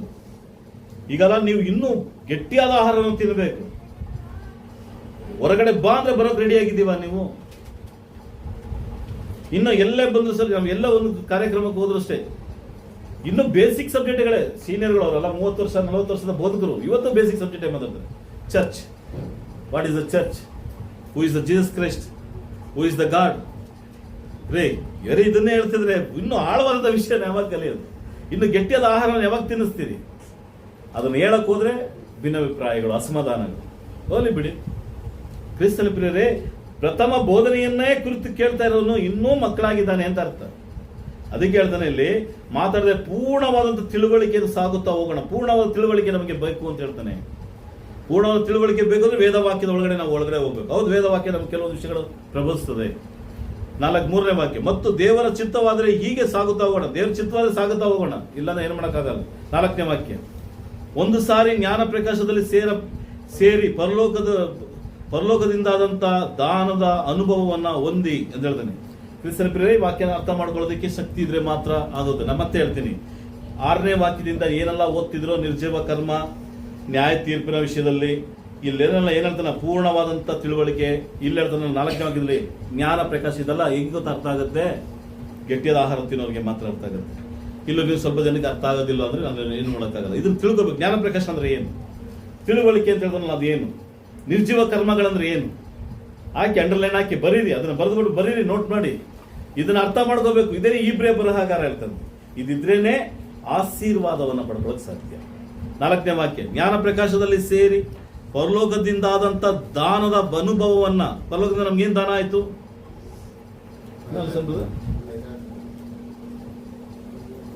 ಪವಿತ್ರಾತ್ಮನ ಕ್ರಿಸ್ತ. ಅದಕ್ಕೂ ಮುಂಚೆ ಏನ್ ದಾನ ಆಯ್ತು ನಮಗೆ? ಪರಲೋಕದಿಂದ ಆದಂತ ದಾನವೇನು? ತನ್ನ ಒಬ್ಬನೇ ಮಗನನ್ನ ಕೊಟ್ಟಿದ್ದ ದಾನ ನಮಗೆ. ದೇವರ ಲೋಕದ ಮೇಲೆ ಎಷ್ಟೋ ಪ್ರೀತಿ ಇಟ್ಟು ತನ್ನ ಒಬ್ಬನೇ ಮಗನನ್ನ ಕೊಟ್ಟ. ಆತನ ಮೂಲಕ ನಮ್ಗೆ ಏನ್ ಸಿಕ್ತು? ರಕ್ಷಣೆ. ರಕ್ಷಣೆ ಸಿಕ್ತವ್ರಿಗೆ ಏನ್ ಕೊಡಲ್ಪಡ್ತು? ಅಪೊಸ್ತಲ ಕೃತ್ಯಗಳು ಸಹೋದರಗಳ ಪ್ರಕಾರ ಏನ್ ಸಿಕ್ತು ನಮ್ಗೆ ದಾನವಾಗಿ? ಪವಿತ್ರಾತ್ಮ ದಾನವನ್ನ, ಅನುಭವವನ್ನ ಹೊಂದಿ ಹೇಳ್ತಾರೆ ನೋಡಿ ಕೆಳಗಡೆ, ಪವಿತ್ರಾತ್ಮ ವರದಲ್ಲಿ ಪಾಲುಗಾರರಾಗಿ, ಅಂದ್ರೆ ಪವಿತ್ರಾತ್ಮನ ಬ್ಲೆಸ್ಸಿಂಗ್ ಅಲ್ಲಿ ಪಾಲುಗಾರರಾಗಬೇಕು, ದೇವರ ವಾಕ್ಯದ ಶ್ರೇಷ್ಠತೆಯನ್ನ ಅಂತ ಹೇಳ್ತಾನೆ. ಕ್ರಿಸ್ತನ ಪ್ರಿಯರೇ, ಜ್ಞಾನ ಪ್ರಕಾಶ ಬೇಕು ಅಂದ್ರೆ ವೇದವಾಕ್ಯ ಓದಬೇಕು, ಬೈಬಲ್ ಬಗ್ಗೆ ಓದಬೇಕು, ತಿಳ್ಕೋಬೇಕು. ದೇವರ ಕೊಟ್ಟಂತ ದಾನವನ್ನ ಕೊಟ್ಟಿದ್ದನಲ್ಲ, ಆ ದಾನವನ್ನು ಪಡ್ಕೊಂಡಂತ ನಾನು ದಾನ ಮಾಡ್ತಿದ್ದೀನ? ನನಗೆ ದಾನ ಧರ್ಮವನ್ನು ಕೊಡೋದಕ್ಕೆ ಇದೆಯಾ? ಮತ್ತಾಯದಲ್ಲಿ ಯೇಸು ಕ್ರಿಸ್ತ ಹೇಳ್ತಾನೆ, ನಾನು ಹಸ್ತಿದ್ದೆ, ನಾನು ಬಾಯಾರಿದ್ದೆ, ನಾನು ಬಟ್ಟೆ ಇಲ್ಲದವನಾಗಿದ್ದೆ. ಯಾವಾಗ ಅಂತ ಅವ್ರು ಕೇಳ್ತಾರೆ. ಯಾರಿಗಿಲ್ಲೋ ಅದು ನಂಗೆ ಮಾಡ್ದಂಗೆ ಅಂತ ಹೇಳ್ತಾರೆ. ಇದನ್ನು ಸಹ ಪಾಠಗಳಲ್ಲಿ, ಗಟ್ಟಿಯಾದ ಆಹಾರಗಳಲ್ಲಿ ಅದೊಂದು ಪಾಠ ಮಾಡಿದ್ದೀವ. ನಾನ್ ಬೇಕಾದ್ರೆ ದಾನ ಪಡ್ಕೋಬಹುದು, ನಾನ್ ಬೇಕಾದ್ರೆ ಇಸ್ಕೋಬಹುದು, ಕೊಡೋದಕ್ಕೆ ನನ್ನ ಕೈ ಶಕ್ತಿ ಇಲ್ಲ, ಮನಸ್ಸಿಲ್ಲ. ಶಕ್ತಿ ಇದೆ, ಮನಸ್ಸಿಲ್ಲ. ನನಗೆ ಸಿಕ್ಕುವಂತ ದಾನವನ್ನ, ಅನುದಾನವನ್ನ ಪಡ್ಕೋತೀವಿ. ಗೌರ್ಮೆಂಟ್ ಇಂದ ಏನು ಅನುದಾನ ಬಂದ್ರು ಇಸ್ಕೊತೀವಿ. ಈ ಕಡೆ ಸ್ಕಾಲರ್ಶಿಪ್ ಬಂದ್ರು ಇಸ್ಕೊತೀವಿ, ಆ ಕಡೆ ಅದು ಬಂದ್ರು ಇಸ್ಕೊತೀವಿ, ಈ ಕಡೆ ಇದು ಬಂದ್ರು ಇಸ್ಕೊತೀವಿ. ಕೊಡಬೇಕು ಅಂತ ಬಂದಾಗ ನಾವು ಯಾರಿಗೂ ಕೊಡೋದಿಲ್ಲ. ಎರಡು ಕೈ ಹಿಂಗಡೆ ಹೋಗುತ್ತೆ. ಸಭೆಗೆ ನಾವು ಕೊಡುವಂತ ವಿಷಯ ಬಂದಾಗ ನಾವು ದಾನ ಮಾಡೋದಿಲ್ಲ. ಸಭೆಯಲ್ಲಿ ಇರುವಂತಹ ಬಡವರಿಗೂ ದಿಕ್ಕಿಲ್ಲದವರಿಗೂ ಕೊಡಬೇಕು ಅಂತ ಹೇಳುವುದು ಸಭೆಯ ಕಾಣಿಕೆ ಮಾತ್ರ ಅಲ್ಲ, ನಮ್ಮಲ್ಲಿರೋದನ್ನು ಕೊಡಬೇಕು. ಅದೇನೇ ದಾನ. ನಮ್ಮಲ್ಲಿರೋದನ್ನ ಕೊಡಬೇಕು ಪ್ರಿಯರೇ. ಎಲ್ಲವನ್ನ ಬಿಟ್ಟು ಬಂದಂತ ರೀತಿಯಲ್ಲಿ ಬರೋದಕ್ಕೆ ಸಾಧ್ಯ ಇದೆ ಅಂದ್ರೆ ಬರಬೇಕು. ಅದೇ ಅಬ್ರಹಾಮನ ಪರಿಸ್ಥಿತಿ, ನೋವನ ಪರಿಸ್ಥಿತಿ ನಮ್ಗೆ ಇರಬೇಕು ಪ್ರಿಯರೇ. ಇಲ್ಲ ನಾವು ಇಬ್ಬರ ತರ ದೊಡ್ಡ ಗಣ್ಯರ ಹತ್ರ ನಾವು ಬದುಕಲಿಲ್ಲ ಅಂದ್ರೆ ಸಭೆ ಒಳಗಡೆ ನಾವಿಲ್ಲ. ಹೇಳ್ತಾನೆ 5ನೇ ವಾಕ್ಯ, ಯಾರು ಓದಿ 5ನೇ ವಾಕ್ಯ. ಪವಿತ್ರಾತ್ಮ ಮೂಲದಲ್ಲಿ ಪಾಲುಗಾರರಾಗಿ ದೇವರ ವಾಕ್ಯದ ಶ್ರೇಷ್ಠತೆಯನ್ನು ಮುನ್ನಡೆಯುವುದ ಮಹತ್ವವನ್ನು ಅನುಭವಿಸಿದವರು ಭ್ರಷ್ಟರಾದರೆ ಅವರಲ್ಲಿ ತಿರುಗಿ ಸಾಕು ಬ್ರದರ್. ಇಲ್ಲಿ ತುಂಬಾ ಗಮನ ಇಡಿ. 5ನೇ ಅದೇ ಹೇಳಿದೆ, 5, 6 ಈ ವಾಕ್ಯಗಳೆಲ್ಲ ಪ್ರಾಯಸ್ಥರಿಗೆ ಅಂತ ಅರ್ಥ. 5ನೇ ವಾಕ್ಯ ಹೇಳಿದ್ರೆ ಪವಿತ್ರಾತ್ಮ ವರದಲ್ಲಿ ಪಾಲುಗಾರರಾಗಿ. ಯಾರೆಲ್ಲ ಪವಿತ್ರಾತ್ಮ ವರದಲ್ಲಿ ಪಾಲುಗಾರರಾಗಿದ್ದೀರಿ? ಯಾರೆಲ್ಲ ದೀಕ್ಷಾಸ್ಥಾನ ಹೊಂದಿರಿ? ನೀವೆಲ್ಲ ಪವಿತ್ರಾತ್ಮ ವರಗಳಲ್ಲಿ ಪಾಲುಗಾರರು. ನೀವು ಪಾಲುಗಾರರಾಗಿ, ಯಾರೆಲ್ಲ ಪಾಲುಗಾರರಿಲ್ಲ, ದೀಕ್ಷಾಸ್ಥಾನ ಹೊಂದಿ ನೀವು ಪವಿತ್ರಾತ್ಮ ಪಡ್ಕೊಂಡು ಆ ಒಂದು ವರಗಳಲ್ಲಿ ಅಂದ್ರೆ ಬ್ಲೆಸ್ಸಿಂಗ್ ಅಲ್ಲಿ ಪಾಲುಗಾರರಾಗ್ತೀರಿ. ನೋಡಿ ಗಮನ ಇಡಿ.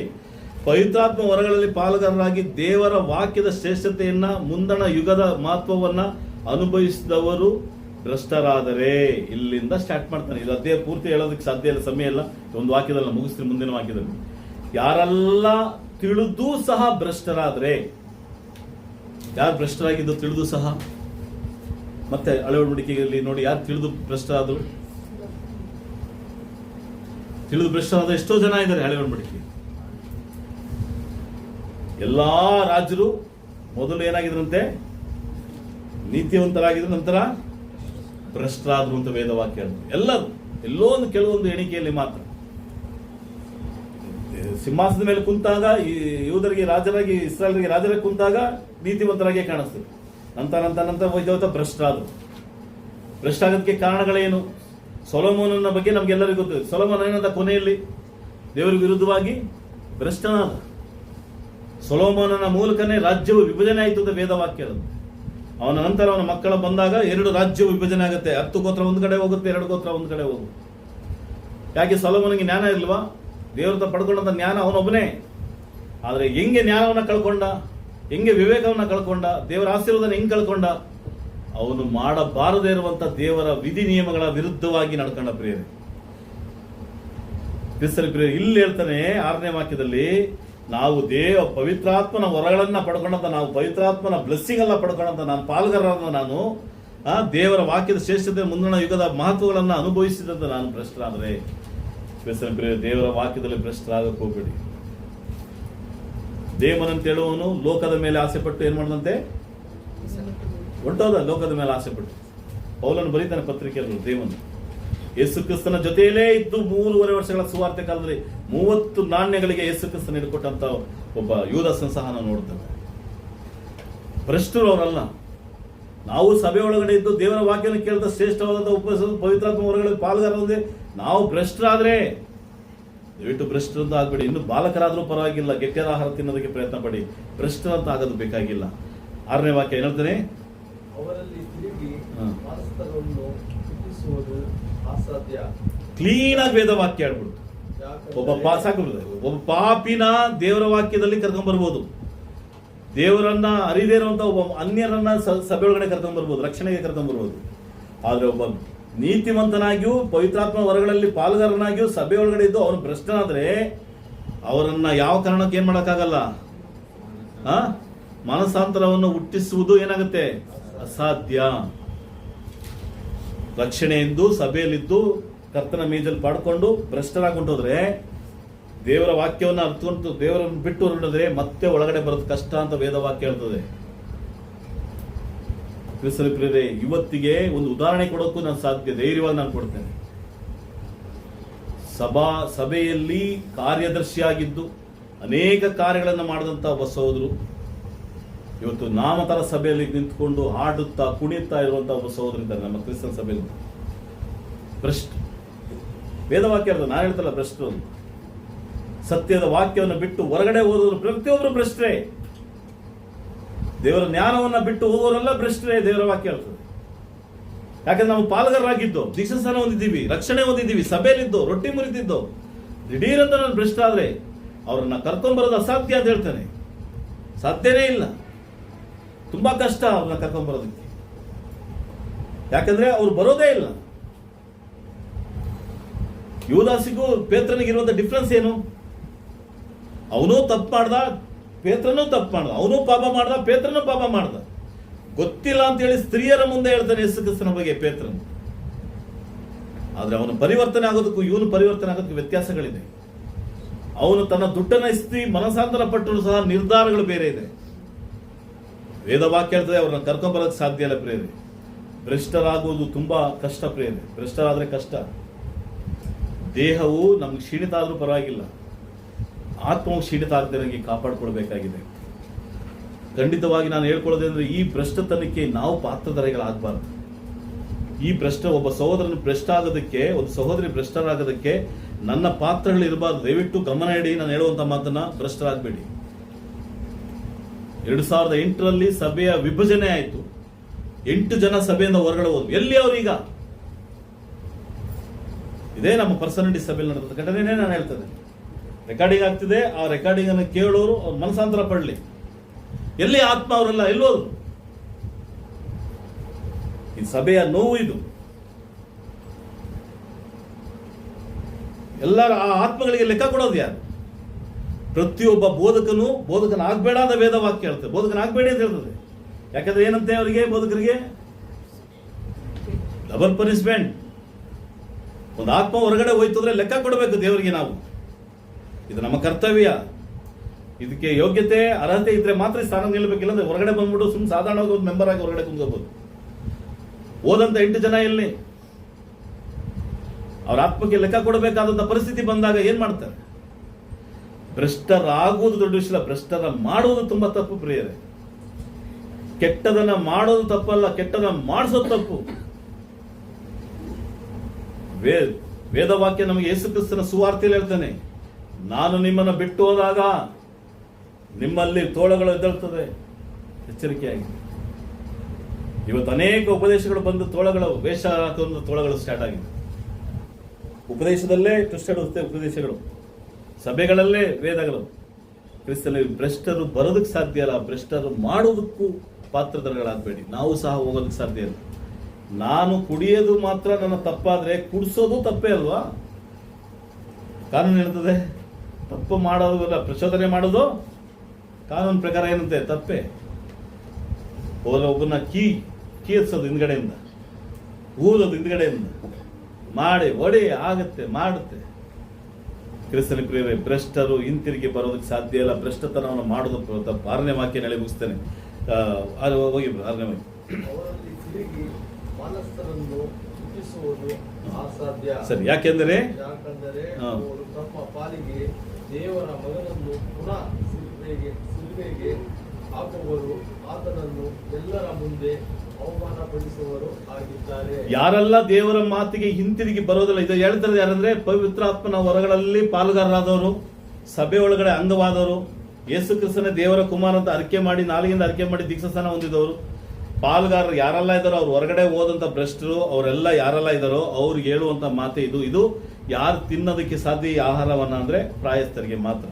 ಹಾಲು ಕುಡಿಯೋರಿಗೆ ದಯವಿಟ್ಟು ತೊಂದರೆ ಎಷ್ಟು ಮಾಡಬೇಡಿ.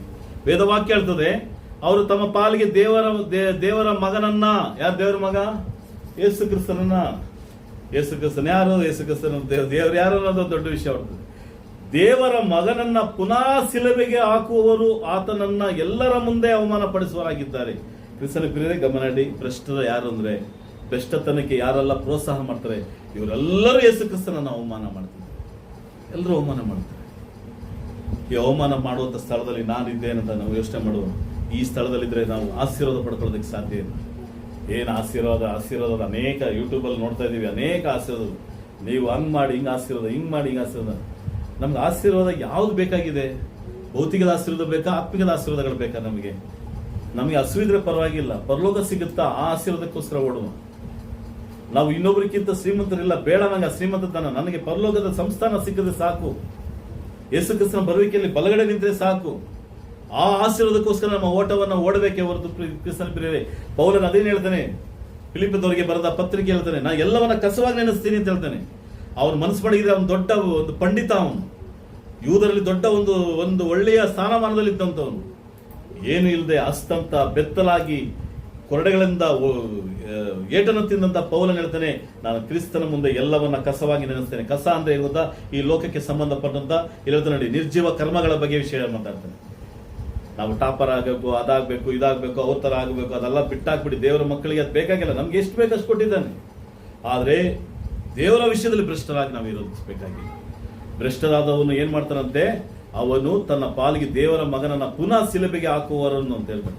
ಆತನ ಎಲ್ಲರ ಮುಂದೆ ಅವಮಾನ ಪಡಿಸುವನಾಗಿದ್ದಾನೆ, ಎಲ್ಲರ ಮುಂದೆ ಅವಮಾನ ಪಡಿಸ್ತಾನೆ ಭ್ರಷ್ಟ. 7ನೇ ವಾಕ್ಯ, ಭೂಮಿಯು ತನ್ನ ಮೇಲೆ ಅಂತ ಹೇಳ್ತಾನೆ. ನಂತರ ಕ್ರಿಸ್ತನ ಪ್ರಿಯರೇ, ವಾಕ್ಯವನ್ನು ಮುಕ್ತಾಯಕ್ಕೆ ಬಂದಿದ್ದೇನೆ. ಇಬ್ರಿದವರಿಗೆ ಬರೆದಂತ ಪತ್ರಿಕೆ 10ನೇ ಅಧ್ಯಾಯ 36ನೇ ವಾಕ್ಯವನ್ನು ದಯವಿಟ್ಟು ಧ್ಯಾನಿಸಿ ಬೇಗ. 10ನೇ ಅಧ್ಯಾಯ 36ನೇ ವಾಕ್ಯ. ದೇವರ ಚಿತ್ತವನ್ನು ನೆರವೇರಿಸಿ ವಾಗ್ದಾನದ ಫಲವನ್ನ ಹೊಂದಬೇಕಾದರೆ, ಗಮನ ಇಡಿ, ಇದು ಹಾಗೆ ನೀವು ಓದ್ಕೊಂಡ್ ಬರ್ಬೇಕು ದಯವಿಟ್ಟು. 6ನೇ ಅಧ್ಯಾಯದಿಂದ ಹೀಗೆ ಕಂಟಿನ್ಯೂಟಿ ಸಬ್ಜೆಕ್ಟ್, ಇದು ಸಮಯಗಳಿಲ್ಲ.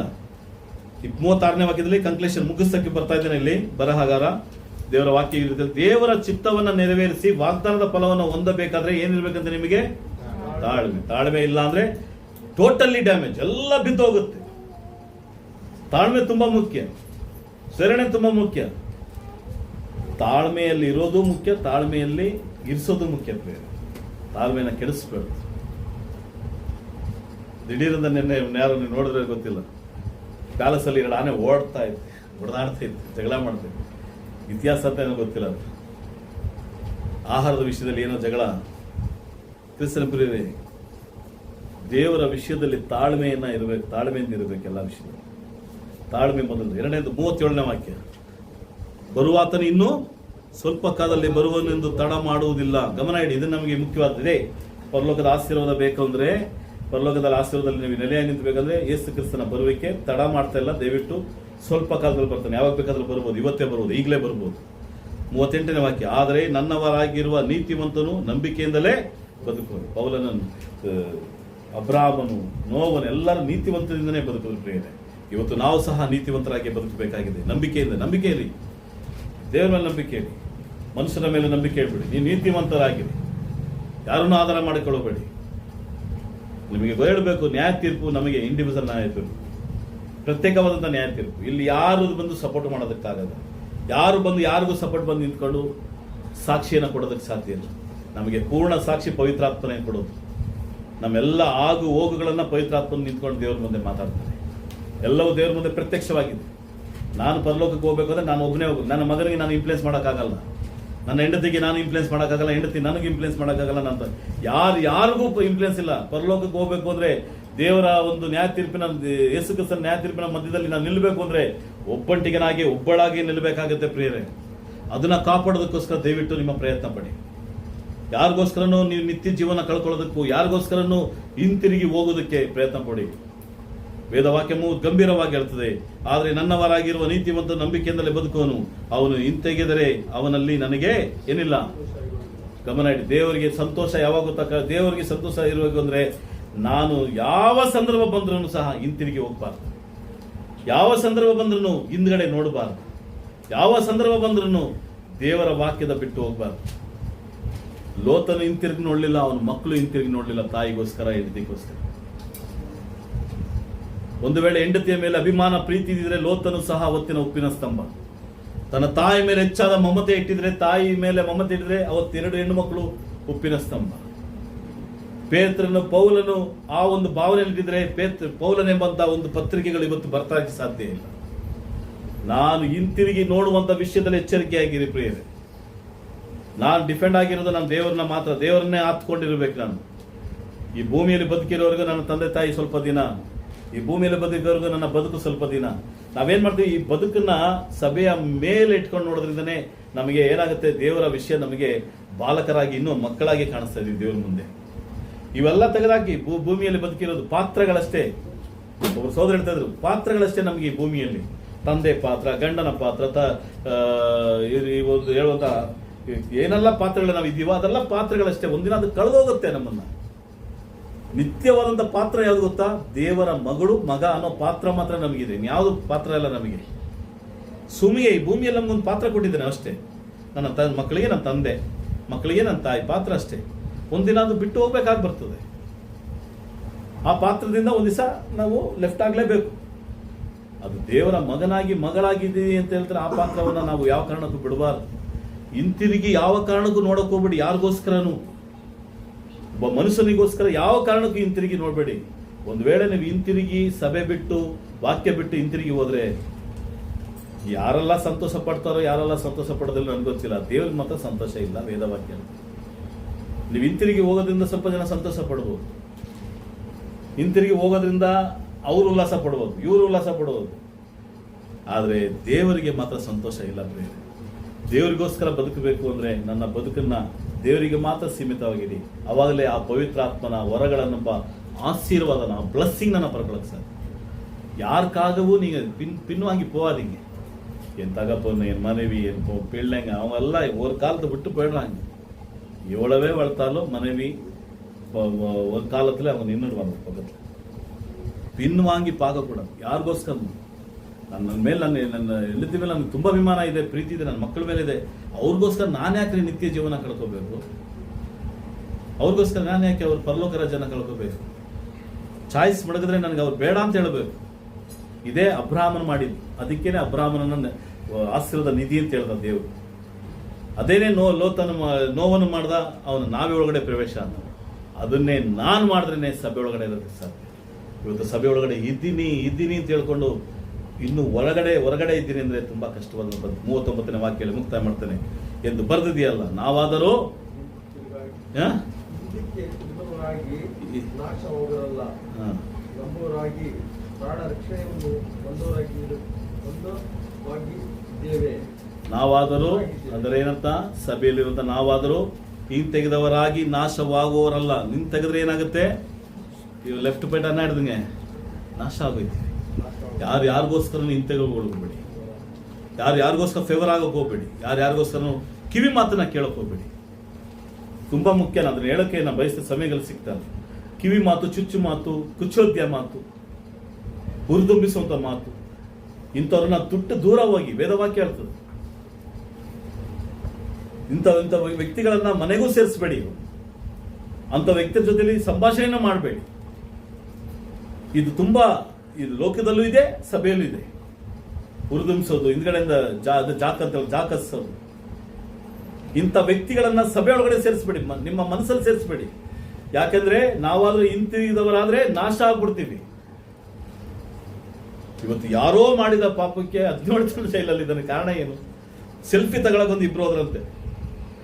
ಕ್ರಿಸ್ತನ ಪ್ರಿಯರೇ, ನಮ್ಮ ಬದುಕಿನಲ್ಲಿ ನಾವು ದೇವರ ಮುಂದೆ ನಿಲ್ಲಬೇಕು ಅಂದ್ರೆ ಯಾರನ್ನು ನಾವು ಆಧಾರ ಮಾಡಿಕೊಳ್ಳಬಾರದು. ಒಂದು ವೇಳೆ ಈ ಸ್ಥಳದಲ್ಲಿ ನನ್ನ ಕುಟುಂಬ ನನಗೆ ತಡೆಯಾಗಿದ್ರೆ ಅಬ್ರಾಹ್ಮನ ರೀತಿಯಲ್ಲಿ ಹೊರಗಡೆ ಬನ್ನಿ. ಈ ವಿಷಯದಲ್ಲಿ ಒಂದು ವೇಳೆ ನನ್ನನ್ನು ತಡೆ ಮಾಡಿದ್ರೆ ಲೋತನ ರೀತಿಯಲ್ಲಿ ಹಿಂತಿರುಗಿ ನೋಡಬೇಡಿ. ಈ ವಿಷಯದಲ್ಲಿ ತಡೆಯಾಗಿದ್ರೆ ಯಾವ ಕಾರಣಕ್ಕೂ ಅವರ ಜೊತೆಯಲ್ಲಿ ಇಜ್ಜೋಡ ಆಗಬೇಡಿ. ಕತ್ತಲ ಜೊತೆಲಿ ನಮಗೆ ಸಂಬಂಧ ಇಲ್ಲ. ಉರಿದುಂಬಿಸೋ ಜೊತೆಯಲ್ಲಿ, ಎತ್ತು ಕಟ್ಟೋರ ಜೊತೆಯಲ್ಲಿ, ಇದಕ್ಕೆ ಅಂತಾನೆ ಕೆಲವೊಬ್ರು ಇದ್ದಾರೆ, ಇದಕ್ಕೆ ಅಂತಾನೆ ಮಾತಾಡೋರು ಇದ್ದಾರೆ. ಅವ್ರನ್ನ ಸೇರಿಸ್ಬಿಡಿ ಮನೆಯೊಳಗಡೆ ದಯವಿಟ್ಟು. ಅವರ ನಿಮ್ಮ ಮನಸ್ಸಲ್ಲೂ ಸೇರಿಸ್ಬಿಡಿ ಅವರು. ಒಂದು ವೇಳೆ ಆ ಉರಿದುಂಬಿಸುವುದು ನನ್ನ ಮಡತಿ ಆದ್ರೂ ಅವಳ ಜೊತೆಲಿ ಸಂಭಾಷಣೆ ಮಾಡೋದು ನಿಲ್ಲಿಸಿ. ನನ್ನ ಗಂಡ ಆದರೂ ಅವ್ರ ಜೊತೆಲಿ ಮಾತಾಡೋದು ನಿಲ್ಲಿಸಿ. ಅವ್ರ ಜೊತೆಲಿ ಉರಿದುಂಬಿಸೋದಾದ್ರೆ ಯಾರು ಹತ್ರ ಸೇರಿಸ್ಬಿಡಿ. ಯಾಕಂದ್ರೆ ನೀವು ನಾಶ ಆಗ್ತೀರಿ, ನೀವು ಉಪ್ಪಿನ ಸ್ತಂಭ ಆಗೋಯ್ತೀರಿ. ಅಂದ್ರೆ ಮೀನ್ ದೇವರ ಆಶೀರ್ವಾದ ಕಳ್ಕೊಂಡ್ಬಿಡ್ತೀರಿ. ದೇವರ ವಾಕ್ಯ ನಮಗೆ ಹೇಳ್ತದೆ, ಗಟ್ಟಿಯಾದ ಆಹಾರವನ್ನು ತಿನ್ನುವವರಿಗೆ ಮಾತ್ರ ಆಶೀರ್ವಾದ, ಗಟ್ಟಿಯಾದ ಆಹಾರದಲ್ಲಿ ಇರೋರಿಗೆ ಮಾತ್ರ ಆಶೀರ್ವಾದ, ಯಾರಿಗೂ ಆಶೀರ್ವಾದವಿಲ್ಲ. ಯಾಕಂದ್ರೆ ಮಕ್ಕಳ ಕೈಯಲ್ಲಿ ದೇವರು ಆಶೀರ್ವಾದವನ್ನು ಕೊಡೋದಿಲ್ಲ ಅಂತ ಅರ್ಥ. ಇವತ್ತು ನಾನು ಗಟ್ಟಿಯಾದ ಆಹಾರ ತಿನ್ನೋಕೆ ಯೌವನಸ್ಥನಾಗಿದ್ದೇನಾ, ಇಲ್ಲ ಇನ್ನೂ ಬಾಲಕನಾಗಿದ್ದೇನಾ, ಹಾಲು ಕುಡಿಯುವಂತನಾಗಿದ್ದೇನಾ, ನಮ್ಮನ್ನು ಪರೀಕ್ಷೆ ಮಾಡಿಕೊಳ್ಳುತ್ತಾ ಈ ಸಮಯ ಕೊಟ್ಟಂತ ದೇವರಿಗೂ ಸಭೆಗೂ ಒಂದು ಮುಕ್ತಾಯ ಮಾಡಿಕೊಡ್ತೇನೆ. ಆಮೇಲೆ